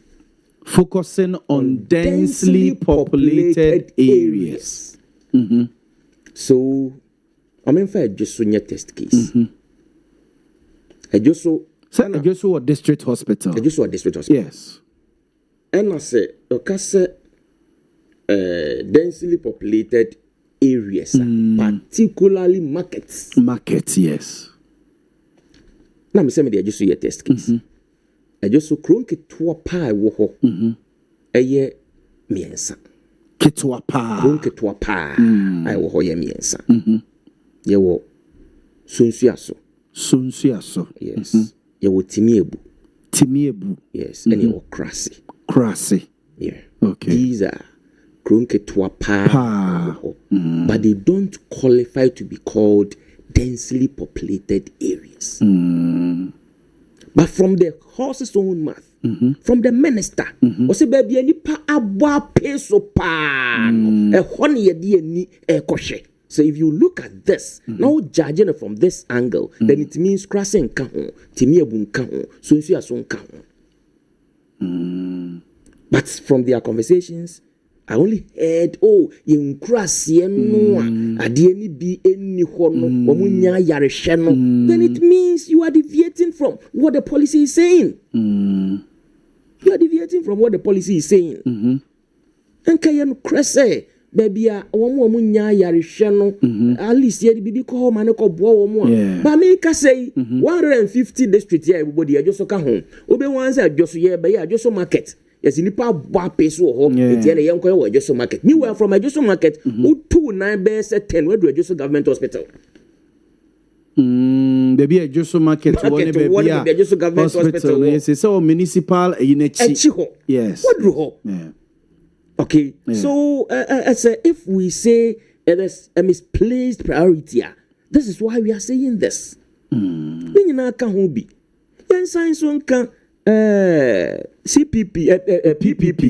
Regional Chairman, Mr. Kwanzaa. They can say yes. Idea bana abebwa nemum when to me and Kensi so. Mr. Kwanzaa say projects no. Ebra COVID strike here. Germany, Italy, USA.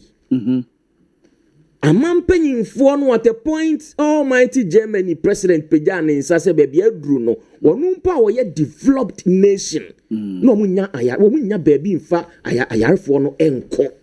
Omo COVID actual no munya baby in fact actual ne be the street so.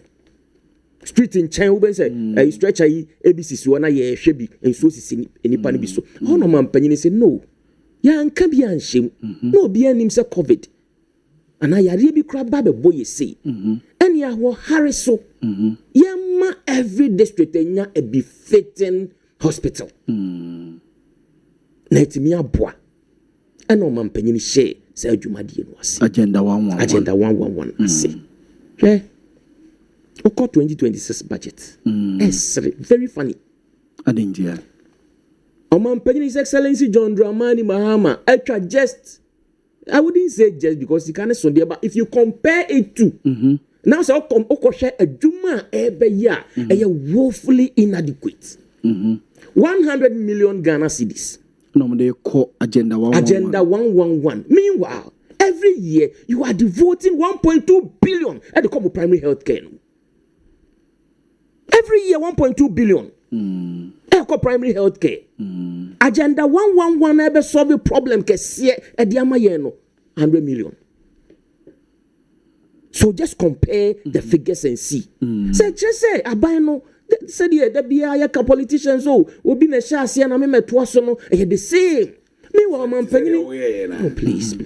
When you look at some Mr. Gansa, Okasa na za wonhye da ma wonse on dan fa chiba na odi chin kakran but at least who call the say no kwa na yamoke who call the say na yamoke asema me kache kwa kuno afa na EAP asema me kache kwa kuno afa na EAP afa na EAP kwa ku producer okay me to flyer na am dey asem bi Sunday no ye wi a be ka ho asem ende na demo nkomo ya kwa ho aha nti enso ase nti no Adi oman penini ya no megino wa menti ase o.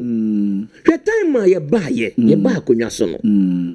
Kuma hospital. Oman penini Mahama, oman penini Mel's in 2011. O sha adwumadi no ase. Omo antimi anwie. Ya ba no. My evidence when the parliamentary select committee led by Minta Akando ever visited the place. Was a minority at the time. Yes, now their report showed that at that time, na state, about 30%. Kumawu Hospital. Na state na about 30%. When another Danko Kufuadu came, wabe vie amane omkwa yarewu. What you say? So, Konongo Hospital. Same happened. Nana Danko Kufuadu be vie ma yakwa yarewu. Be kwai hospital. Nana do dan kwakufa do bewie so say obeka say aban bi be hye bibia se aban bi ntoaso a I disagree with you momo de motoaso ye toaso sisi America say Ashanti region ko a me hona no nko mabo me ensa That's a community day senior high school. So the former education minister gave a list. Doctor say you say education ministry from the time Ananado Danko Kufuor 30 of them. Community day senior high schools to the extent say even back where Wadaklo, Volta region, on the boarding facility, which is governs Kwame Agoja constituency. I'm on one minister MP no crack you understand? So please say 200. Say 200 community days. 200 community days in high schools. Yeah. So 200 community day. But when 100 cry. Yes. 100 cry. As at the time, I'm not NDC free, so about 46 or 50. Yes. And now the promise was that 200 community, but about 46. So they emphasize 50 cry. Now the Danko Kufuor my reference point, the former education minister say they did 30 of the infant say 80 in all. Okay. Well, 50 now abandoned in sa canon. Okay, about twice be 50 juma. 30. Okay. This is coming from the minister. Okay. So anya bibia no wa beto agenda 111. Agenda 111 no. Time one another Danko Kufuor the MPP share say omo shase no no ampanyin mahama say I doso dodo. At least in Kaye be 46. Ebi crossing constated there 20 cra. Yes. At that time move to another 20. Yes. At that time asem no mampanyin mahama mampanyin at that time on your president. Yes, mampanyin dada mahama as of that time I can you know. Oya MPP ni bia honam prempem no bia won no nya adwene ba okoda you may reflect no waka say oh at least it makes sense. Yeah. We should admit it. And aban every district will be also here be. They will tell you so you MP. Yeah. Even your opposition MP. Na say they only the boss here project ya shase a. Na ye share wo dia so mbeka to so ye da pafo. Oh yes. Enti obi a here be say bi be the district. Me kai honorable Owusu aduo me ni Muntaka. On say before 2016 NDC be free so. Muntaka constituency na Ashanti region. Honom ya kwan pa. Yes. Na oye ba akubi e de be pimpa akoso. Yeah. Now free parko so now they ba achiase. Yes. To be chiase just constituency e kwan tan. Meanwhile, na Muntaka as a member of parliament or NDC achiase akoko amon na yes. When say hono. Ti be oye pem ye no as o chemu pepe. Na attempt the dia ono bo Owusu aduo me gie wo saa project no hono na nya attempt de ketwa. Sir? Yes. Na so beji na wonje say even though no ye MP in opposition. No MP in opposition na Muntaka. Na Muntaka ye wa ban mu. MP wa ban mu. Okay. Na ye kodru ho. Okay. Nti ho so na ye aswase na ye so pepe. Na ye hu sa hafo faculty for there. Hey. Now primaries are call you know because of that area how for no make me akasa about 90% to abetia on Owusu aduo. Oh. Because of sad into so MPB so honest oh yeah be your project we obi e kwa kolo bibi even though we MP in opposition kwa na kwa kolo bibi. Yes. So the president says fine. Anyway yeah momodin na ye nye sade we na say that be and na say ade no kwa COVID na be expose him big time. It's a district be be fitting hospital. Say just so a government hospital. I just so sign wall uko kwaswa. The hospital be health center. Okay. Oba just why health centers be brave ho. Okay. But unim there na Danko Kufuor na ban here. Because of that. Psychiatric facility for the region. I just na buy. Psychiatric hospital, yes. Kai say na just na also be no. And almost started. Adanya na do ne ba omi apragu ho no. Enya dan ketwa. Sa isi. Ewo onwe. Okay. Ewo onwe adanya. Omo wie. Omo onwe. Oh.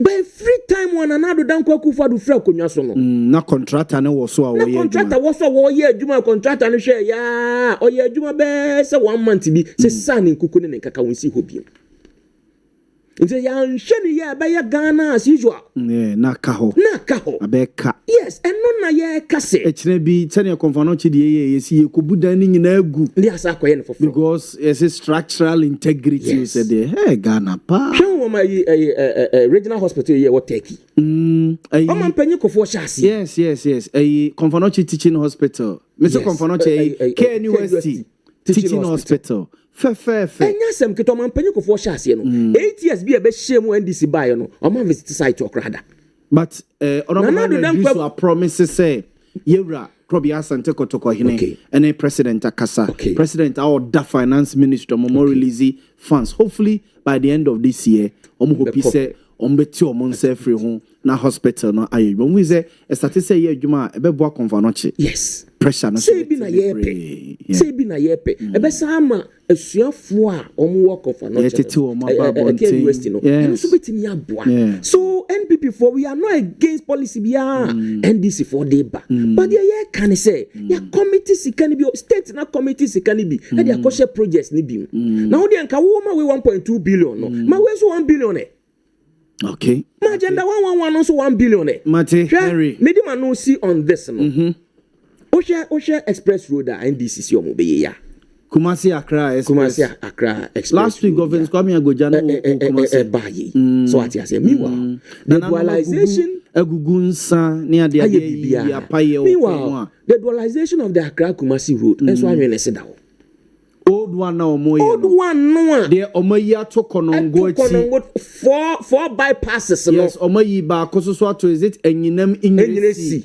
yes and omayi ba kososo there's another one I'm fast so nan saying no ni me no yes ni me therefore tre ba ko bi so wo is it enyinam four me kasevia I'll get beba betra abesi enyinam achi yes na konongo de for contractors was no me can say Joseph ne Kofi Job na your friends konongo de no yes and mfimfi ono so there's another Ghanaian contractors I'll get the list and there's another one so because it's many problem they say yes ye be express road ye be committee sika bi dia be share express road e bia na ye ntimi anwie na no so banwene na say da hot say the dualization of Accra Kumasi road no so akoye na say ye dia nsa kan ye nya ntimi nwie enti ka ye nwie we no me force say ye wie pa na said we da double we double na enka men sha kura ni be gi a chen say ye be promise say be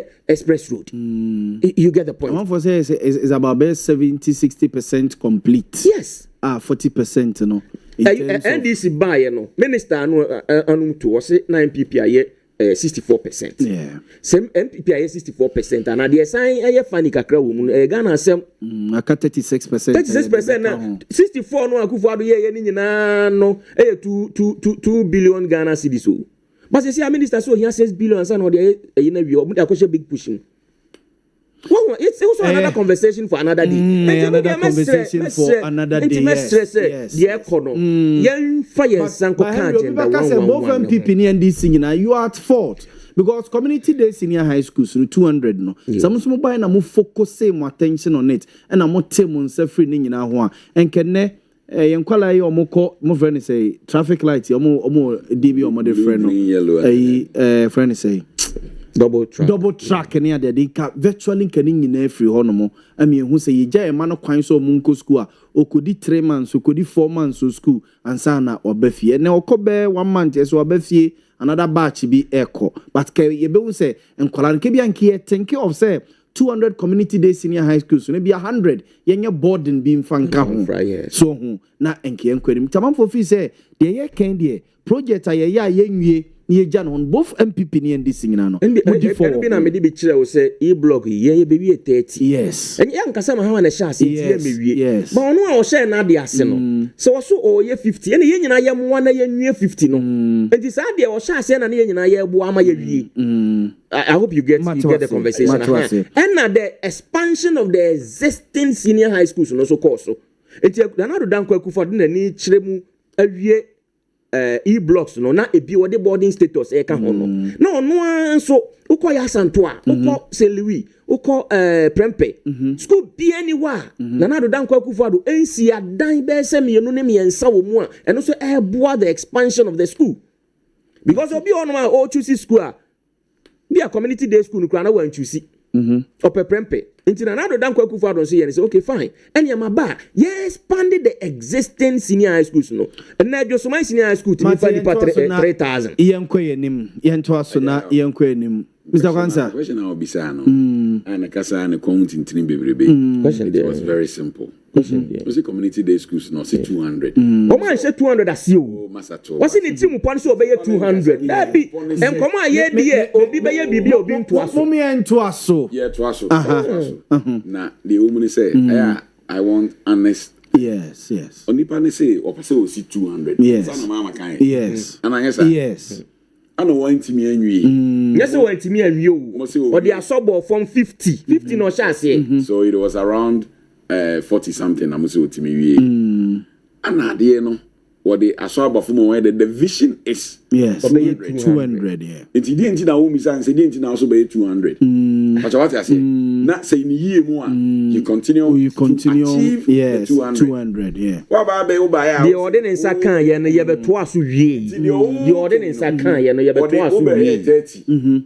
And a best also. And we realizes still we need infrastructure. It tells you 200 no kind. It was really expanded the existing senior high schools. Expanded the existing senior high schools. Expanded the existing senior high schools. $100 million. Ghana cedis. Yes. Agenda 111. Yeah. At the free primary health care.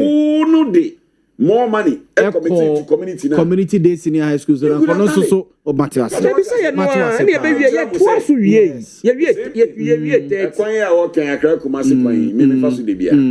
It is true, say we are quite now. But the choir, you fast every day. Now, cause of construction, the time I do be any who's got a betcha and yes, express road, yeah, or more king. Almost all my music area, my own BBA, my designs and BBA. And also, Mama be free so no way. Who him timelines? Who him the timeline? President Kufuor time, and I even crowd from Oyi Osino de Mr. Osino Debi from Suhum. Sa de besi sa apejano na timeline. Ansana na na de kra 16 years. Yes, and yet why they about do this point. Now we express. They will try to be different from. Now we're here within time, 2028 in Obebiana. Messages no ekakra. Filippo Kwabere Kasem or say in fact Ghana a very hot under NDC or say everything I basa in MPP mra na omo emeje or say na nchi ankoma ne baba ye fe ne frimpoma Manson Echan Phyllis and in my me a Antimario what Geneso we a Filippo Kwabere Kasem and the way a buyer. Edu Jenfi Frank and a Yaw Boamah or see yaw yeshe show no yo mate. Benji in fancy se wa or say a year pa say a buying ate petrol any diesel bosso or say a mini a lot to some people na omombe propaganda no and no more appreciate the abino aye or say ne petrol a cheap na oheni munselo refer so no ebeba for mo senentia enkoma MC ya owo atwemanwa bia just south honorable wisdom or say boama okumkom no say ochiane teacher constitution we are mo say or say obi ani ho no mo a okay about the cost between the special prosecutor and the attorney general or say a yomo masem na omonwene ho na yem better the lives of Ghanaians than the USP ne attorney general and seven or say President Mahama so so bitia teacher for no moko demonstration no eka no ntua kokokua foka or say ntia nkoma honorable DKM and Mr. Owusu Bempa ope MPP chairman edi ewo inshaye so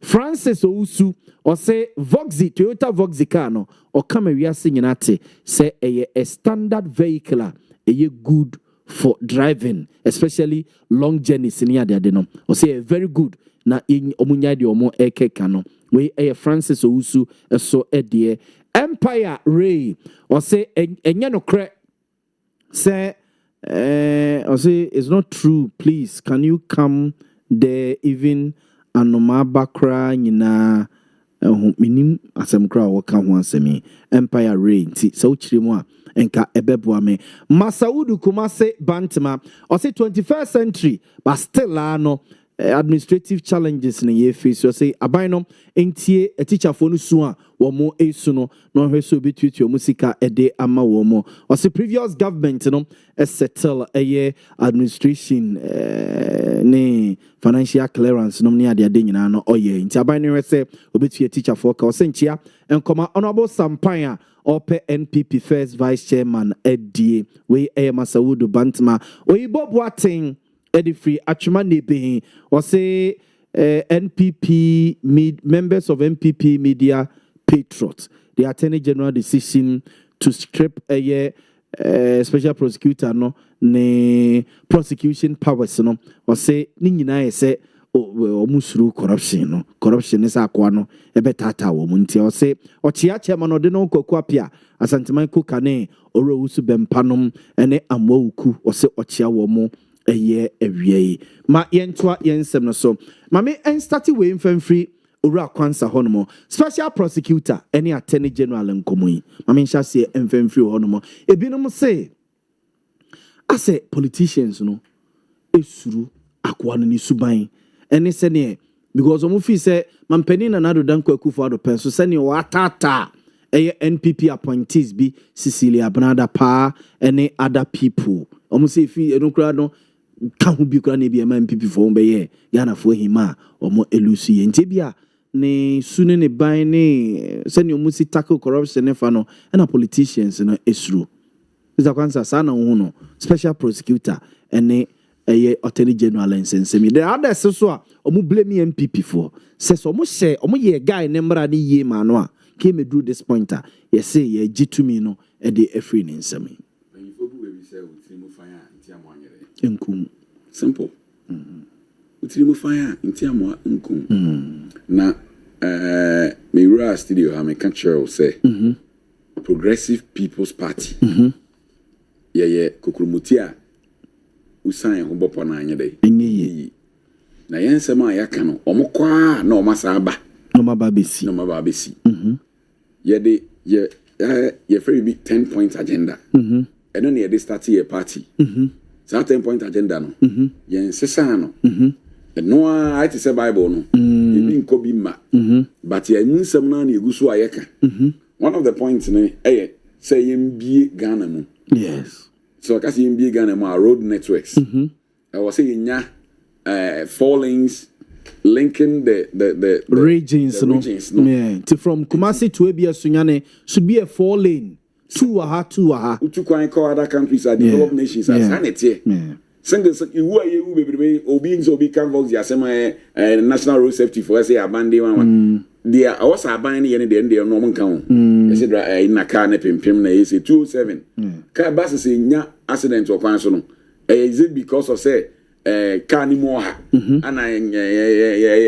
what do you call it? Almost say left hand drive and I'm changing when aba. Toyota Vitz and left hand drive. Toyota Vitz na enanam Ghana say ni nyina so so Japan I want to buy. Sa ni nyina ehwe o mame. Yes. Eno ma betu to the see left. And ndo mo mande. En Colon Jenny. Say no dey enkonkran nam town krumo. So enti car na Colon Jenny and nya accident. Is that the case? Ni kunipa. How that driver kwan no.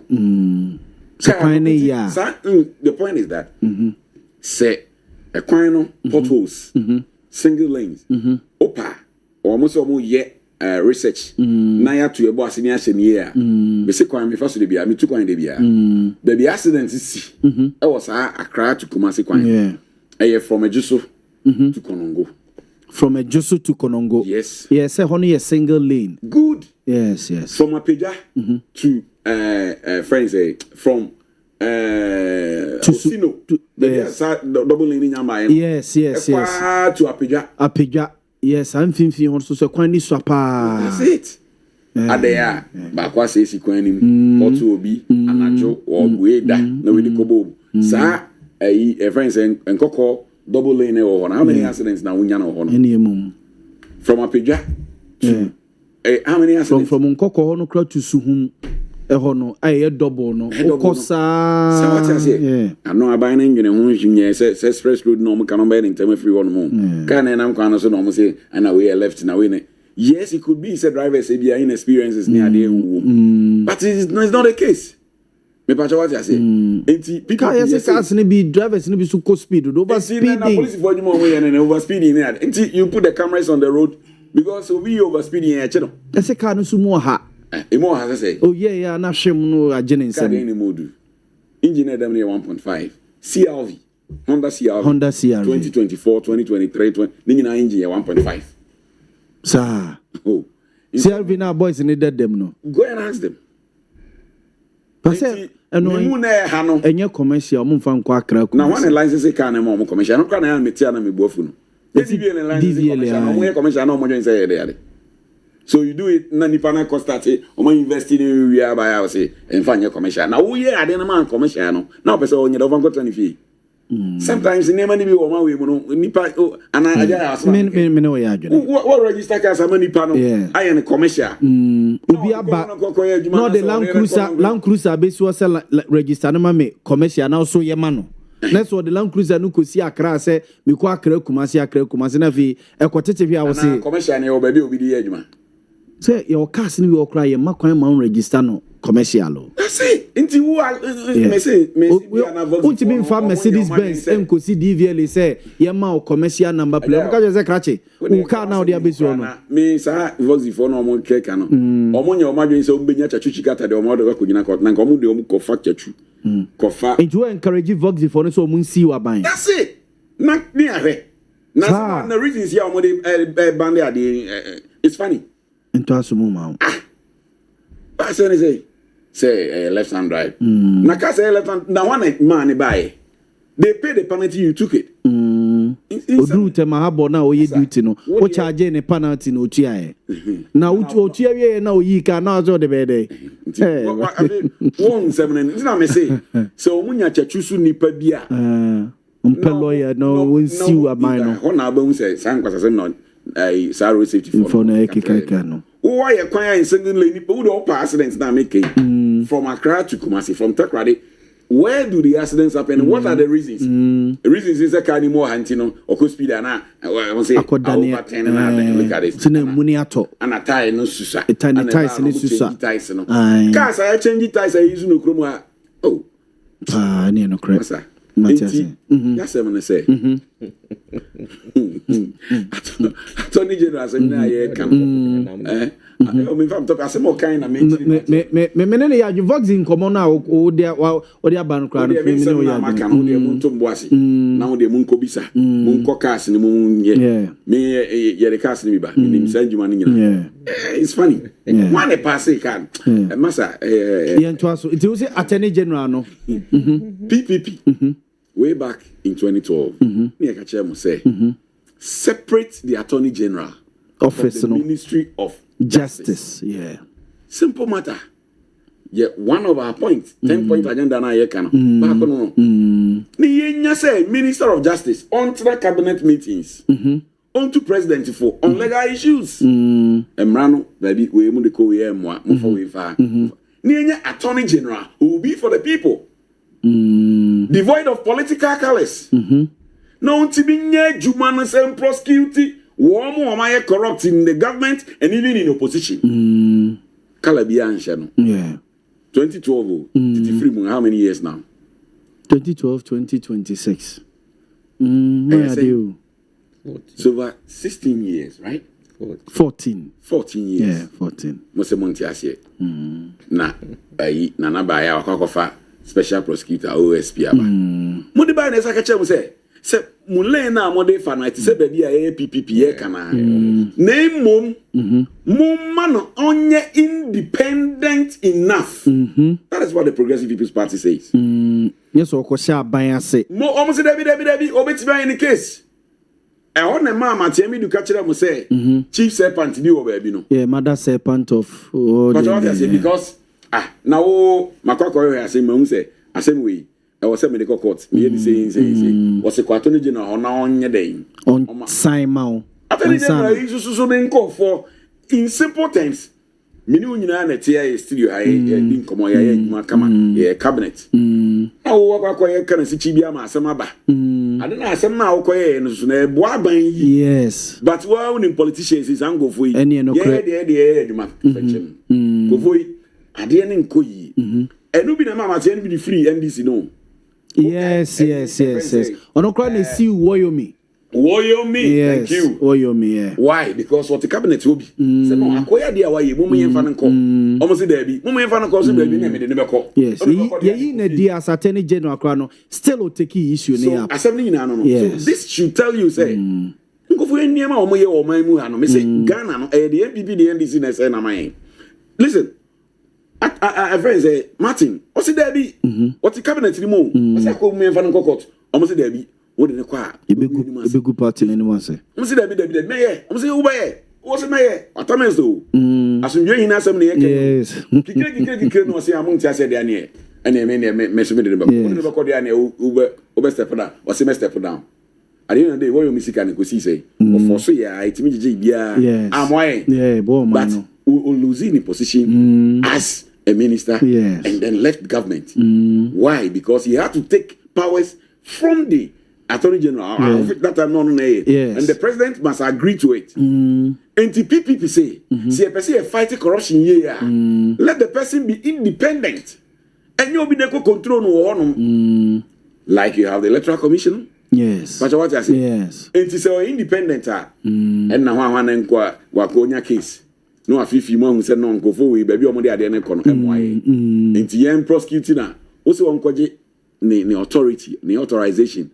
From the what do you call it? The attorney, yes. But what I say? Martin say. Enuntina. Martin say, baby, Bruno, on to me, you because what who say? Nana unim say. Martin time. Nipa na niya brain super you for yata. Martin Ebika maybe. Yeah. Yes. Mekai Martin Kofa issue B. By on yes Mekai the tia me pe wasema me di wachi Mekai issue no go for buy no concerning Ofuriata yes and fifi one or person or call ya de na na ka cha ni say masa hade haye no me fa to they go create issues here Mekai and was say e ho na de mother serpent asemi buy and also say my men follow na men koye en cancer say we dia and ye menye dey menye biu that was it because somebody akoye an na some den ye friend say omo attorney general friend say titi Godfred e bo adame on so no ntwe ma sa na sem den o yes as attorney general dey ni say we soft na papa akutiri guni din ni kura che say won twe ma ai akurutinga Awuni, Ayene, yes. Dominic Ayene. Dominic Akrotinga Ayene. Yes. Akrotinga no one fan chew. No go be saying meaning of Akrotinga. Yes, on fan chew. Yeah. Ti won den say no damage so tie. And nkasango fo we no. Imagine say senkomo ye independent enough. Yen je onkoje permission and feel bia what could we add now? How will it be like? It's true. And corruption can't once a more mind with. It's true. Because we are not say onipa nsa so mu a or do go nyina court na aye dey I can't say we it's true. But PPP I can't same way for 14 years. That's what yakwa na asaba be hwe ni mu. Afi me ka che say kokrumuti aye san hwan mo power. We know what we're saying. Yeah, you are right. Inti wo mo baba ya nti mo ye mra na mo de ba se da bi ja ni pa na ma nya independent wo se da bi. Ade nti na da bi because ono ankasa no e krono ni bi. Ono so bokro ni bi. Ono so bokro no ni bi. Ti oni mi say wan mien wan fasa mra na nche say kwaku de be kwa. Be ka chem say wo de ya ona eko. Ana wo de kwaku na eko. Nti se wa me kan kire me na se me hu ana so de kwa. Me hu ana so de da pa akọ. Me wan say wo de keniko. Me wan say wo de me offer say ne ko. David, sa de begum anim ase. Ti bra beje wa ha nsan na wo de akọ. You see that? Matias. Ti now see nipa be blame MPP say omo na ye. Omo blame omo be blame omo because say go jai a nka kan asem ba da. Ka ba na anya afi ne nenam ye kope. Ye friend say Interpol amane de ne free America abreye. Martin Pegwani abri bebrebe a won OSP kuntoko nyina ne say o say OSP was in what they call it no yeah juma in 2023 2024 nyana o it was kan bi no jaima Kenufriata koye okowie na fe na wo ba we obeye mema sem wa ma ne kode ani but at the end of the day senanka obetimi kra de akokota ye hu ne ma ne ade nyina na agi so ko seek from who yes the attorney general as na wo fasia na obey there watching anti progressive people's party asema yaka igusu ayeka until you come to the truth which will set you free that's also by the one you say o maka chen say high court akache say obetimi a prosecute the prosecutorial powers yes a free attorney general anti imagine say minim ne ekosisi me nkoti obi corruption issue bia but imagine say bia OSP no o ma yadwuma realize say minister of state bi and MC bi within this government AUB bia enya obey den just say what they call now they could do on mo a aka chense masa case we dey ma kwan e fa nkwa o dey na be either so be jadwuma to what say Martin Jato na ye koya na ye bai it's true so problem no na make say eh him for na cause him for ya can be MPP ni NDC for na negu man mate ne dey Ediora Simon Pakwesi Kwansa where PPP Ashanti Regional Chairman. Mamenko Mr. Wahab. Mr. Wahab, okay, Mr. Wahab said, Mamemra, Mate. Mamemra Henry Way. Henry Mamemra ho. Mame Emra ho. OSP, any attorney general in Sensemi. Manfo blame mo. So blame me NPP nye. Oh, what are Didn't you make us all blame me NPP nye? NPP show say, in fact, seba ketas she eba proye eba se yema institutions enye adwuma oye number 1 baby a menia PPP chairman fairly to acknowledge say under Nanado Danko Ekufuado attorney general there was no OSP case be anywhere old dear now say person or the court or authority free attorney general. But that's the law. No. Really. There's Cecilia no Brada pa any cases no they call court no one the prosecute. Yeah. Mama oh meba. The law says he said that is the I was say okoji to me every attorney general. Obi na akọ challenge o Supreme Court. General said that me no ya agene. Obi na the case ekọ Supreme Court. Say special prosecutor na odi amanfo court no. Only the powers to do that. And high court says sanity there. O special prosecutor no case na odi aba manim no ye hold on because me mouth to aso di asem no na me jeli nipa so mesia ye se wo kra oni to me so odi nipa ne back court and okohwem ne woman and high court no chese da bi case no fa come attorney general no ometo aso anya sa me ma won to aso and attorney general bam say yes sa na mra ne tie iti attorney general so court Supreme Court obi say Supreme Court and set records in street but for the meantime OSP cases in attorney general will take over. Na what was the free honum? What man say? Yes, so for say NDC for asem o kan opposition. Enanka omu diswa. Edi enanka esi. Fine, if only say to me no. NDC can say opposition. NDC in opposition said that Ombema institutions biya check corruption biya ye nedwuma. To the extent say at the latter part of the 2024 elections campaign they said say the oral ebeba amana beye ejuma.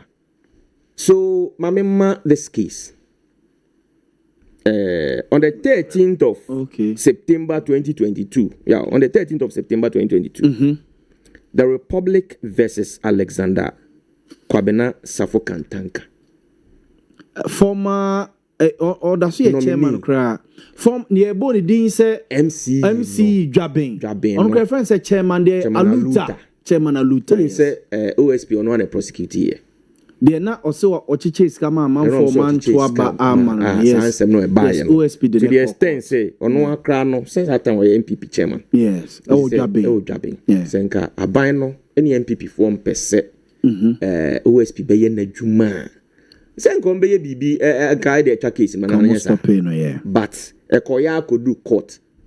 Emma Chairman Safo Kantanka eko kan nasem obi ade na dance ekoya ansa na court mu say Chairman Safo Kantanka any for. Yeah, it's true. So what you say? I have about 8 cases here. City published. So here are the 8 major corruption cases being prosecuted by OSP. By OSP. Some cases in now. Okay. Inti Amama Kaise NDC in opposition at the time I na OSP office here be setting up. Amukaseti NDC spoke against the establishment of OSP in Parliament. So time I know me minority. No. They spoke against the establishment of the office of the special prosecutor in Parliament. Okay. Inti abaya ni munipa e kasetia the establishment of Sadi. Don't you think there's one better na be mo?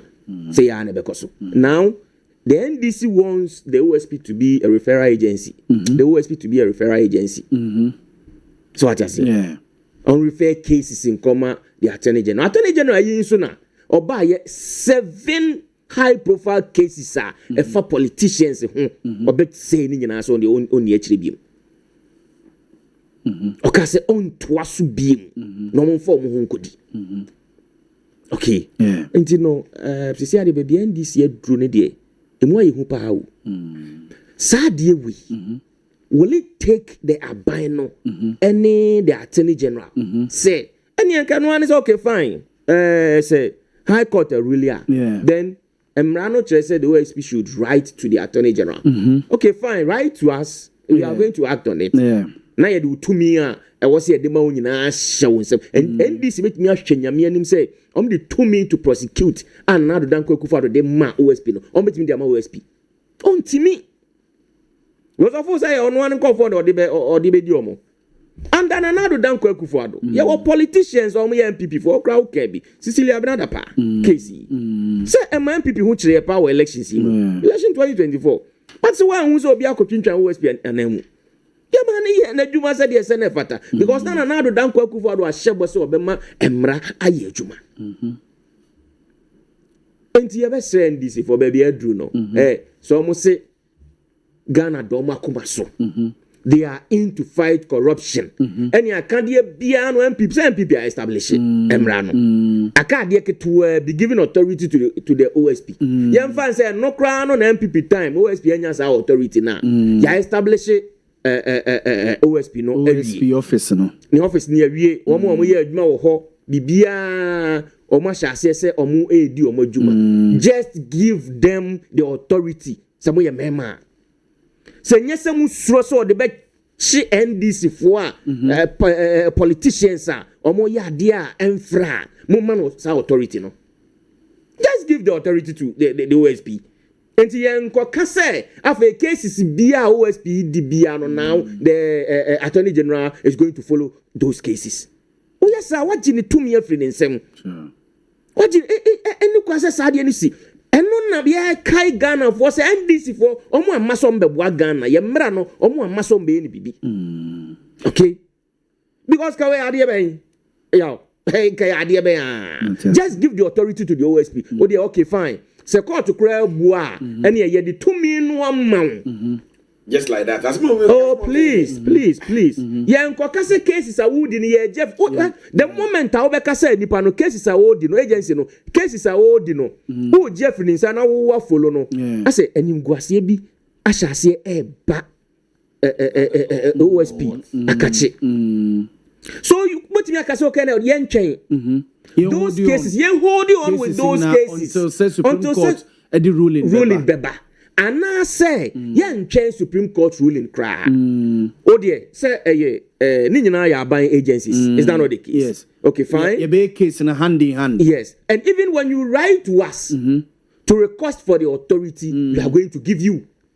Yeah, okay, Montie say. You get the point. Yes. This wouldn't take a month. The OSP should write to us. Should write to us. The authority. No one Juma warriors. So na yen fan chain Supreme Court ruling na beba ye. Na yen kasa ye ji cases ni na feeling some na ye ya to so. Oh yes sir.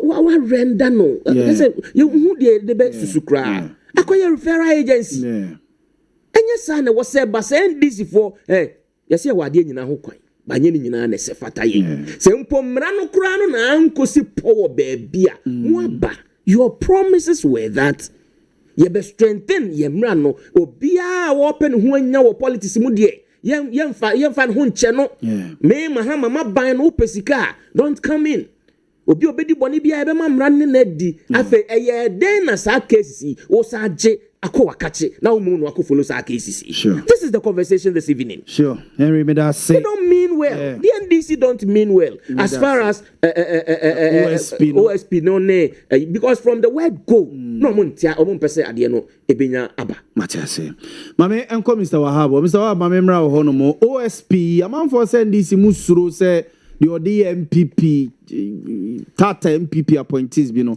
asa musuro so odi bi be yam ntina mo Mr. Wahab be say wako find this case bi aba na for now they minim and obia nim what OSP no has under his sleeves emra no so no say also okoji authorization yes and anyemra na yes anamra ne tie but the amene ne ya adwene ne parliament but the amene ya adwene yes say the amene ya adwene to render Emma OSP office no be useless because say o yes say ya guy not to ne office not to ozi egu no kra me nti o mo kakra because obi ani so yes one is so it adds up to your problem. Yes. Wa kwa no to no special prosecutor no. See a kind of condition of service share Mr. Simona. Why we are yembe show. Bulletproof casting na ya tutobia momo.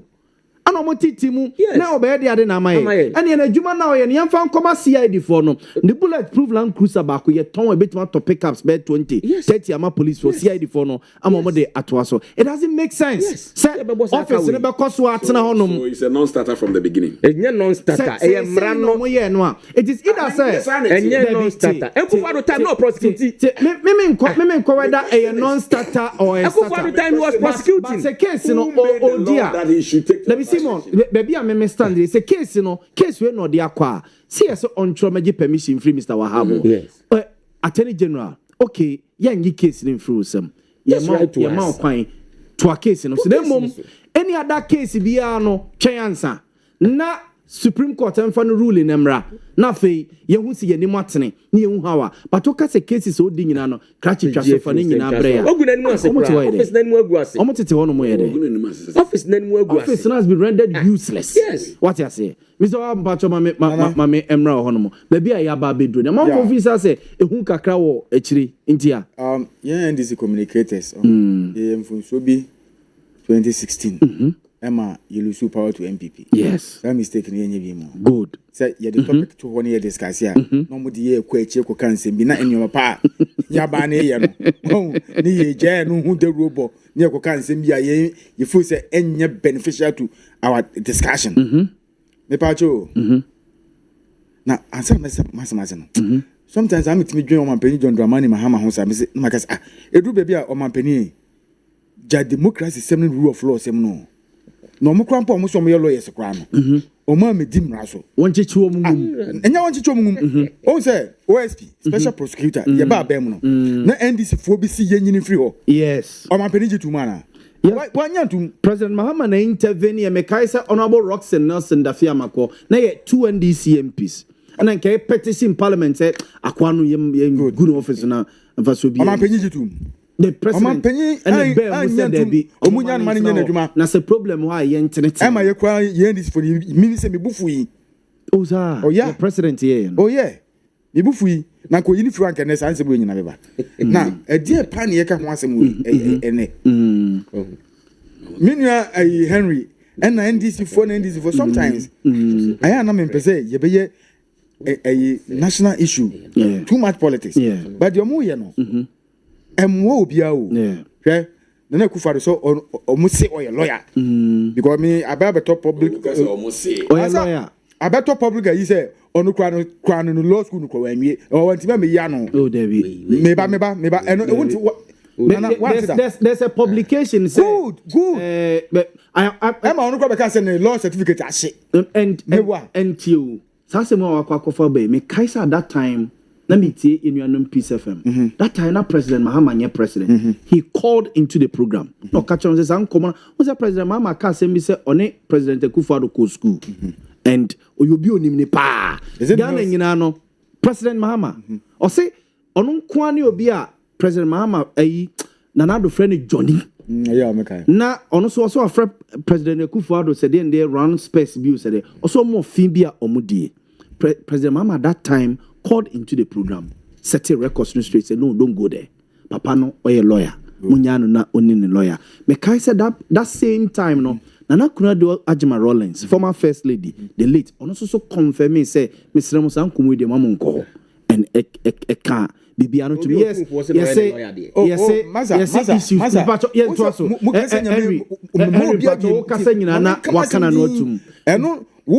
two for Bemini, me pan me fool. Me and a maker. No kind of credit are good into Yantuaso. Some so a lawyer, the infant lawyer, no, yeah. Infant Cassim, Ebo, Ganam Rem, see a shemra. He found say a constitution and as a act of parliament. Diana to me womb. Say parliament yaji tum nese president de nsasha say a abeka Ghana mra ho to me womb. But when say say constitution no at the emrebia mayensi ni so a yes act of parliament intimi mumu. But parliament e shemrebia you bet major constitution so aboegu. Mama typical example constitution say Jenina, your right to exist. Yes. Na adebechi na parliament si makoshemra. Memra na ma shen me parliament mi shemra say papa wo ne ba Mr. Kwanza wo ne ba otimi kuno. Ye bet major constitution no so aka che ne say constitution is superior over any other media. Yes, it's true. That's my point I'm making. Yes, it's true. OSP office and AG office they superior. They say the Attorney General because OSP no say. OSP Act of Parliament and AG office is from the Constitution. But nimi enu so Act of Parliament in Nigeria or mutu muma ye be kan Constitution no. Hold on. Okay. So oko your Constitution ma article 88 89 AG ni office e ho hyehyɛ e wo ho. Yes. Where in the Constitution and a chair OSP it's oko mami what say article or say the or say act 959 act 959 constitution assembly you so act of what Act 959 Constitution Assembly you. And the Constitution is also no echere to me any adwuma special prosecutor na eye. So now, but ose obiase. One was say Attorney General. Yes. Yes. Now, e dey be na ba ye ka. You see office be Office of Special Prosecutor. 2017. Ena Omampeni that Nana Akufo-Addo lawyer, Nana Akufo-Addo. I say corruption wo omawe mu no. Obeti office bi no no oye anti-corruption the agent ni ade.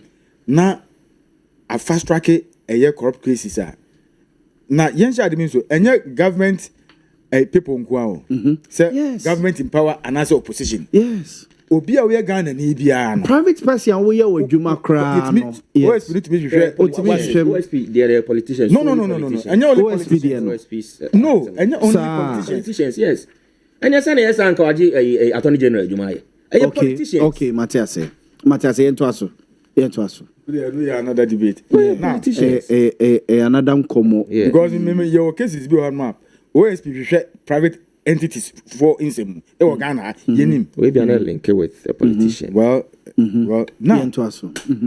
Sa aswe e be start adwuma 2018. Yeah. Ni kofa Martin Amidu. Martin Amidu yeah. Oba na obaye ye no mo so ntimi nya biem. Ena ye de kisi ajaben so ye den. E ba.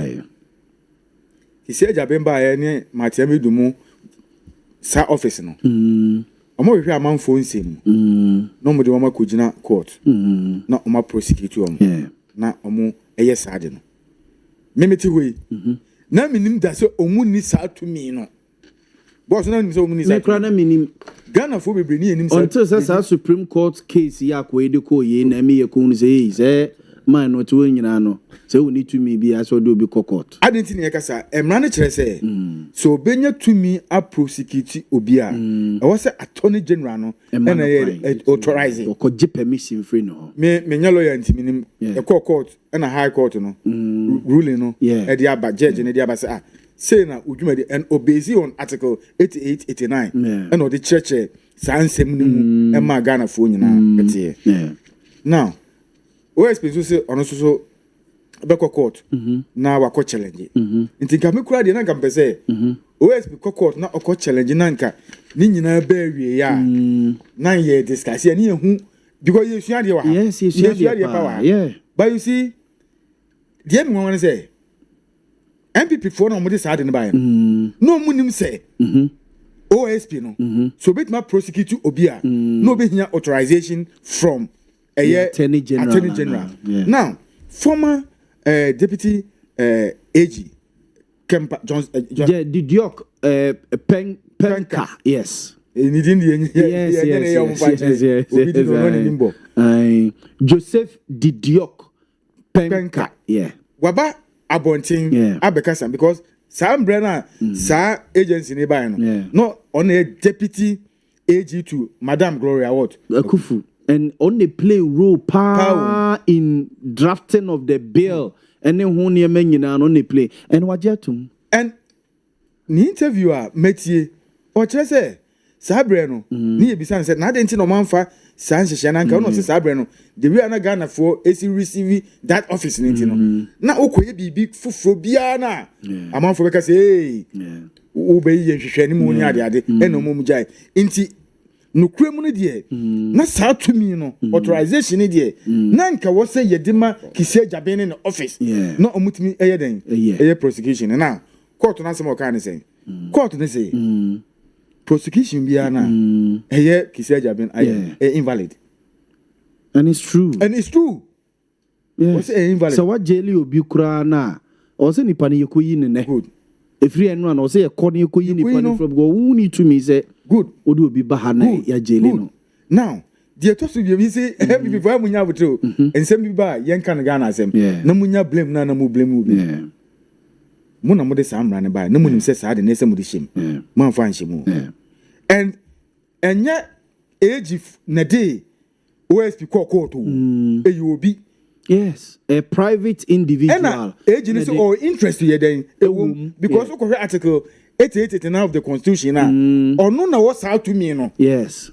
so upon bidima OSP it is OSP ni how to me no dia age so on now and enye age na ka say cases are OSP no edi no yan fani nyina enkoma eye ye kan say age no eye court na kan eye court no na kan say enye attorney general na ka say cases are ewo ho nyina fa bre me eye court no but the deputy attorney general Justice Rem signed the Tony Facebook page say they are taking steps so no they akwako G cases na ewo special prosecutor no na omo se court na omo sa akwanya no yes se court say special prosecutor na MG to me mfemfiri mo ansana watimi aba and na deputy attorney general say omo take steps no they akwako G cases ni na no matter so so, and a man for this is here, say, why not grant that permission no to the OSP? So the case 1, 2, 3, 4 ya odi akono, odi etwaso.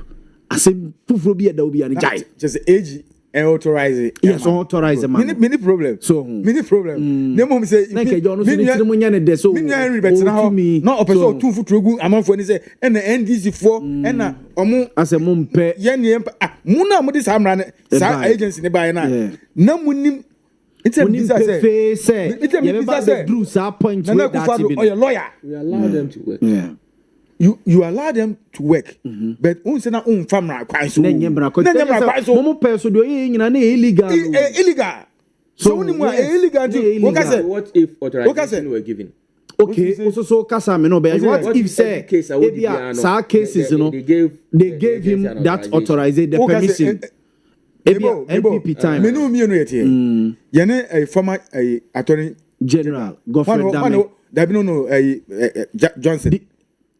Johnson, yeah. The Diok Penka. Yeah, no. When they want information. Not all track is BLD. That's okay. Okay. When any more information more. Yeah, the Diok Penka, what's now office order? Into no can answer one. Not Henry Castle, one I mean, it's true. But who said the Diok Penka was Deputy Attorney General between 2016 and 2021? Fast forward. Yeah. I'm not Godfrey Dame by. Godfrey Dame by. More cases are Godfrey Dame. Is it one Dapa and Alfred Tiayeboa? Yeah, yes, Tiayeboa. More cases are. A chair say Godfrey Dame authorize a year, you can say. OSP. So on these cases. On these cases, no. And so before mon family, ni say no correct. And say bibi sa wo hono ma me sure say nka OSP no court no obeka say I have been authorized. Yes. What is enti asem na aba no mum yen kan say ye ka Ghana asem na e bia ye de tumi bia ma obi a ye ma ni sika bebre a odi di ni dwuma ni hwe ni ka wo kan bulletproof ni ho anwan proof ni ade sika e fa ho no budget enya budget kitwa na adina oye no eye what illegal na ye koya na se e bai.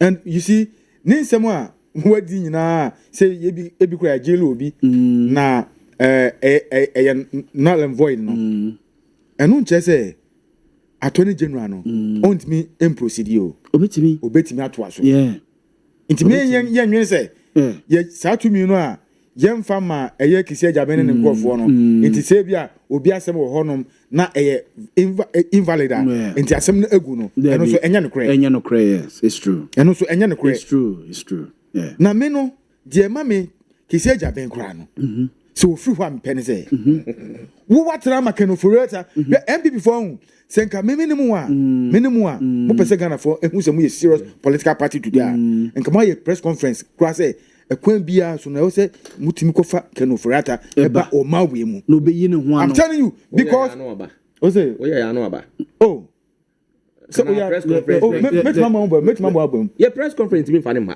It's true, but it will take a legal process and answer. The Rambo style no more ye wa ha no me for second kwama ne ma.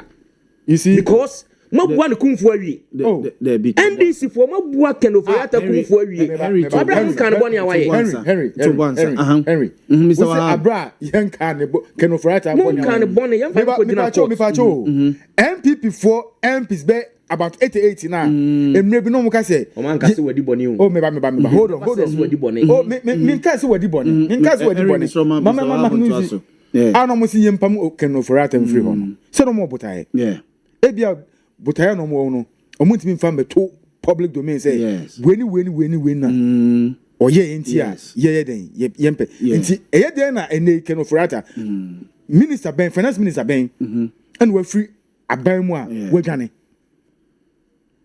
and ne ye chese wadwane from new maybe because your cases on say is a job for muka allegation allege ya allege so why say into say full say enya no cry omra meyi na no simple as ABC it's true no yeah finance minister no need deputy no deputy no wadwane deputy no ha to the best of my knowledge yes man penny woni ha vice president woni ha sab na say asare were around wadwane at a point John Kuma sticker be deputy finance minister abna say asare pacho wadwane onko baby what is so oyare na okohwe no yare me ba hold on ne yare na oyare na okohwe no ene ekochi ni ko she baby a hono wangu na Ghana pre media me nim ni yare because me nya ne doctor on na e ka say oyare wo ti ase me nya ne doctor na mo de hanko ko gugu ne nsa ko wo ne ko nsa omra ya mo de ye nko ko mo ka hu e enti se ka say omu mpe Ghana yi e MPP fo because this is a finance minister maslo ko ma me mo mfa chain ko twenemra maslo ko ma me mo mfa chain ko twenemra court enti mo ko fa force mfa nemra Harry, so it's court to say mfa nemra. It's court say mfa nemra. The same court betimi aka say mfa nemra. Also Mr. Abba now the one Lucia mama. When you hwe Ken Oforata, me pese me allergy. Yeah. Say ebia why but ordinary Ghanaian nim say Ken Oforata. wadi bɔne but you need evidence it you can say alleged nti na meka say alleged no wadi bɔne sebi se unam kejetia ne ye pai kromfo na unya wini abedwane da bi mi nwane me nkɔpɛhwe mi gina adentina otimi ka say anse me ba die de beye me wabra wufu se uni bɔne and there are so many you can say contracts e wo ho a who can overrata unim hu bi na once upon a time nyemo MPP fo ya na mo be jan ba bi ka say eduru ba bi na Dr. Bamia no oni sei e wa amamu yes na bibia koye can overrata okasa no bia kana no atum enyem na mo ka a ne bia ngase can overrata bia ngase okasa can overrata no gentlemen me time ne ya so I hope you know this MP Eugene Honorable Eugene Boachienchi the constituency near way o family video na apchiro yes what can play you play fa yes and Honorable and the Kubi what can play you play fa Asante Achim no Asante what can play you play fa yeah say bedu baby no Baumia na mu ayi kenofrata emfa na nyehwe ye sign contract ko money mem into contract bebre ba kenofrata nsa hye ase no alleged oh no say contract ya sign and nsa say and ye nya alleged whether say eye krono ananya krono na alleged but contract ye was sign bi but krono asem na we be ba say alleged listen to me say me fa krono je me say contract was sign no ono no nsa hye ase no ye hwe no amana be yi ano contract no boni wo mu ana and ye oba me I am in Pelo court asemo okay oba me atena se ni aka wa me show court ni police 17 no me dey men ko ka say na mom o man ni wo mu no eduru me bi ye contract bi wo ha keno for atansa na ye den e hyase sa contract no ye hwehwemu enti anya me anana wo ne ye se fro e so ne ye se fre no mate ni ye obecheche nsemu no akwakotra obi ma so wukọ eza ade wa omra ugu ye ni ni anachira na egba omra Joseph penka au koti no me production team dey ade ne fa so nyina che say time so go kame koti ade a o say it beholds on the special prosecutor. Say case bia obedi no officially should write to the attorney general. It is a see akra case awodi. Say emra no na say ye ye adwuma. If he rise to the age, na age wo pepa say obema na toa case awodi nyina so a ye hia mra foforo bia ye hia sa de ko ba bia enne ya on betimi aye sa de. Okay Matias. Na wo ko to say na wo ko to no. Me nwa read dem person hu ni say.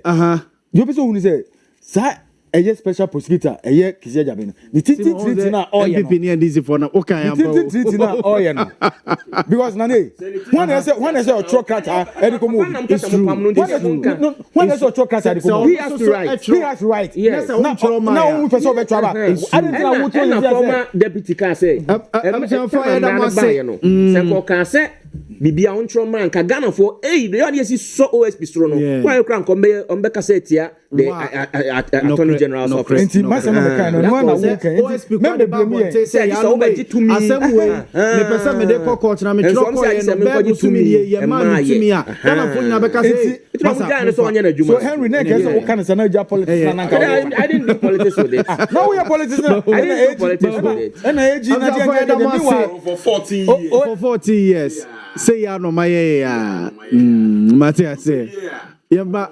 PPPP Matias abuja for Montie ora Simon Parkwesi Kwansanka oya Ashanti regional chairman PPP party no Henry Kwaku Duaboate part of the NPP communication team Montie nenka ora Wahab aka Samson so part of the NDC communication team Montie nenka edemo sia se nyankopon ya domo a echna obetien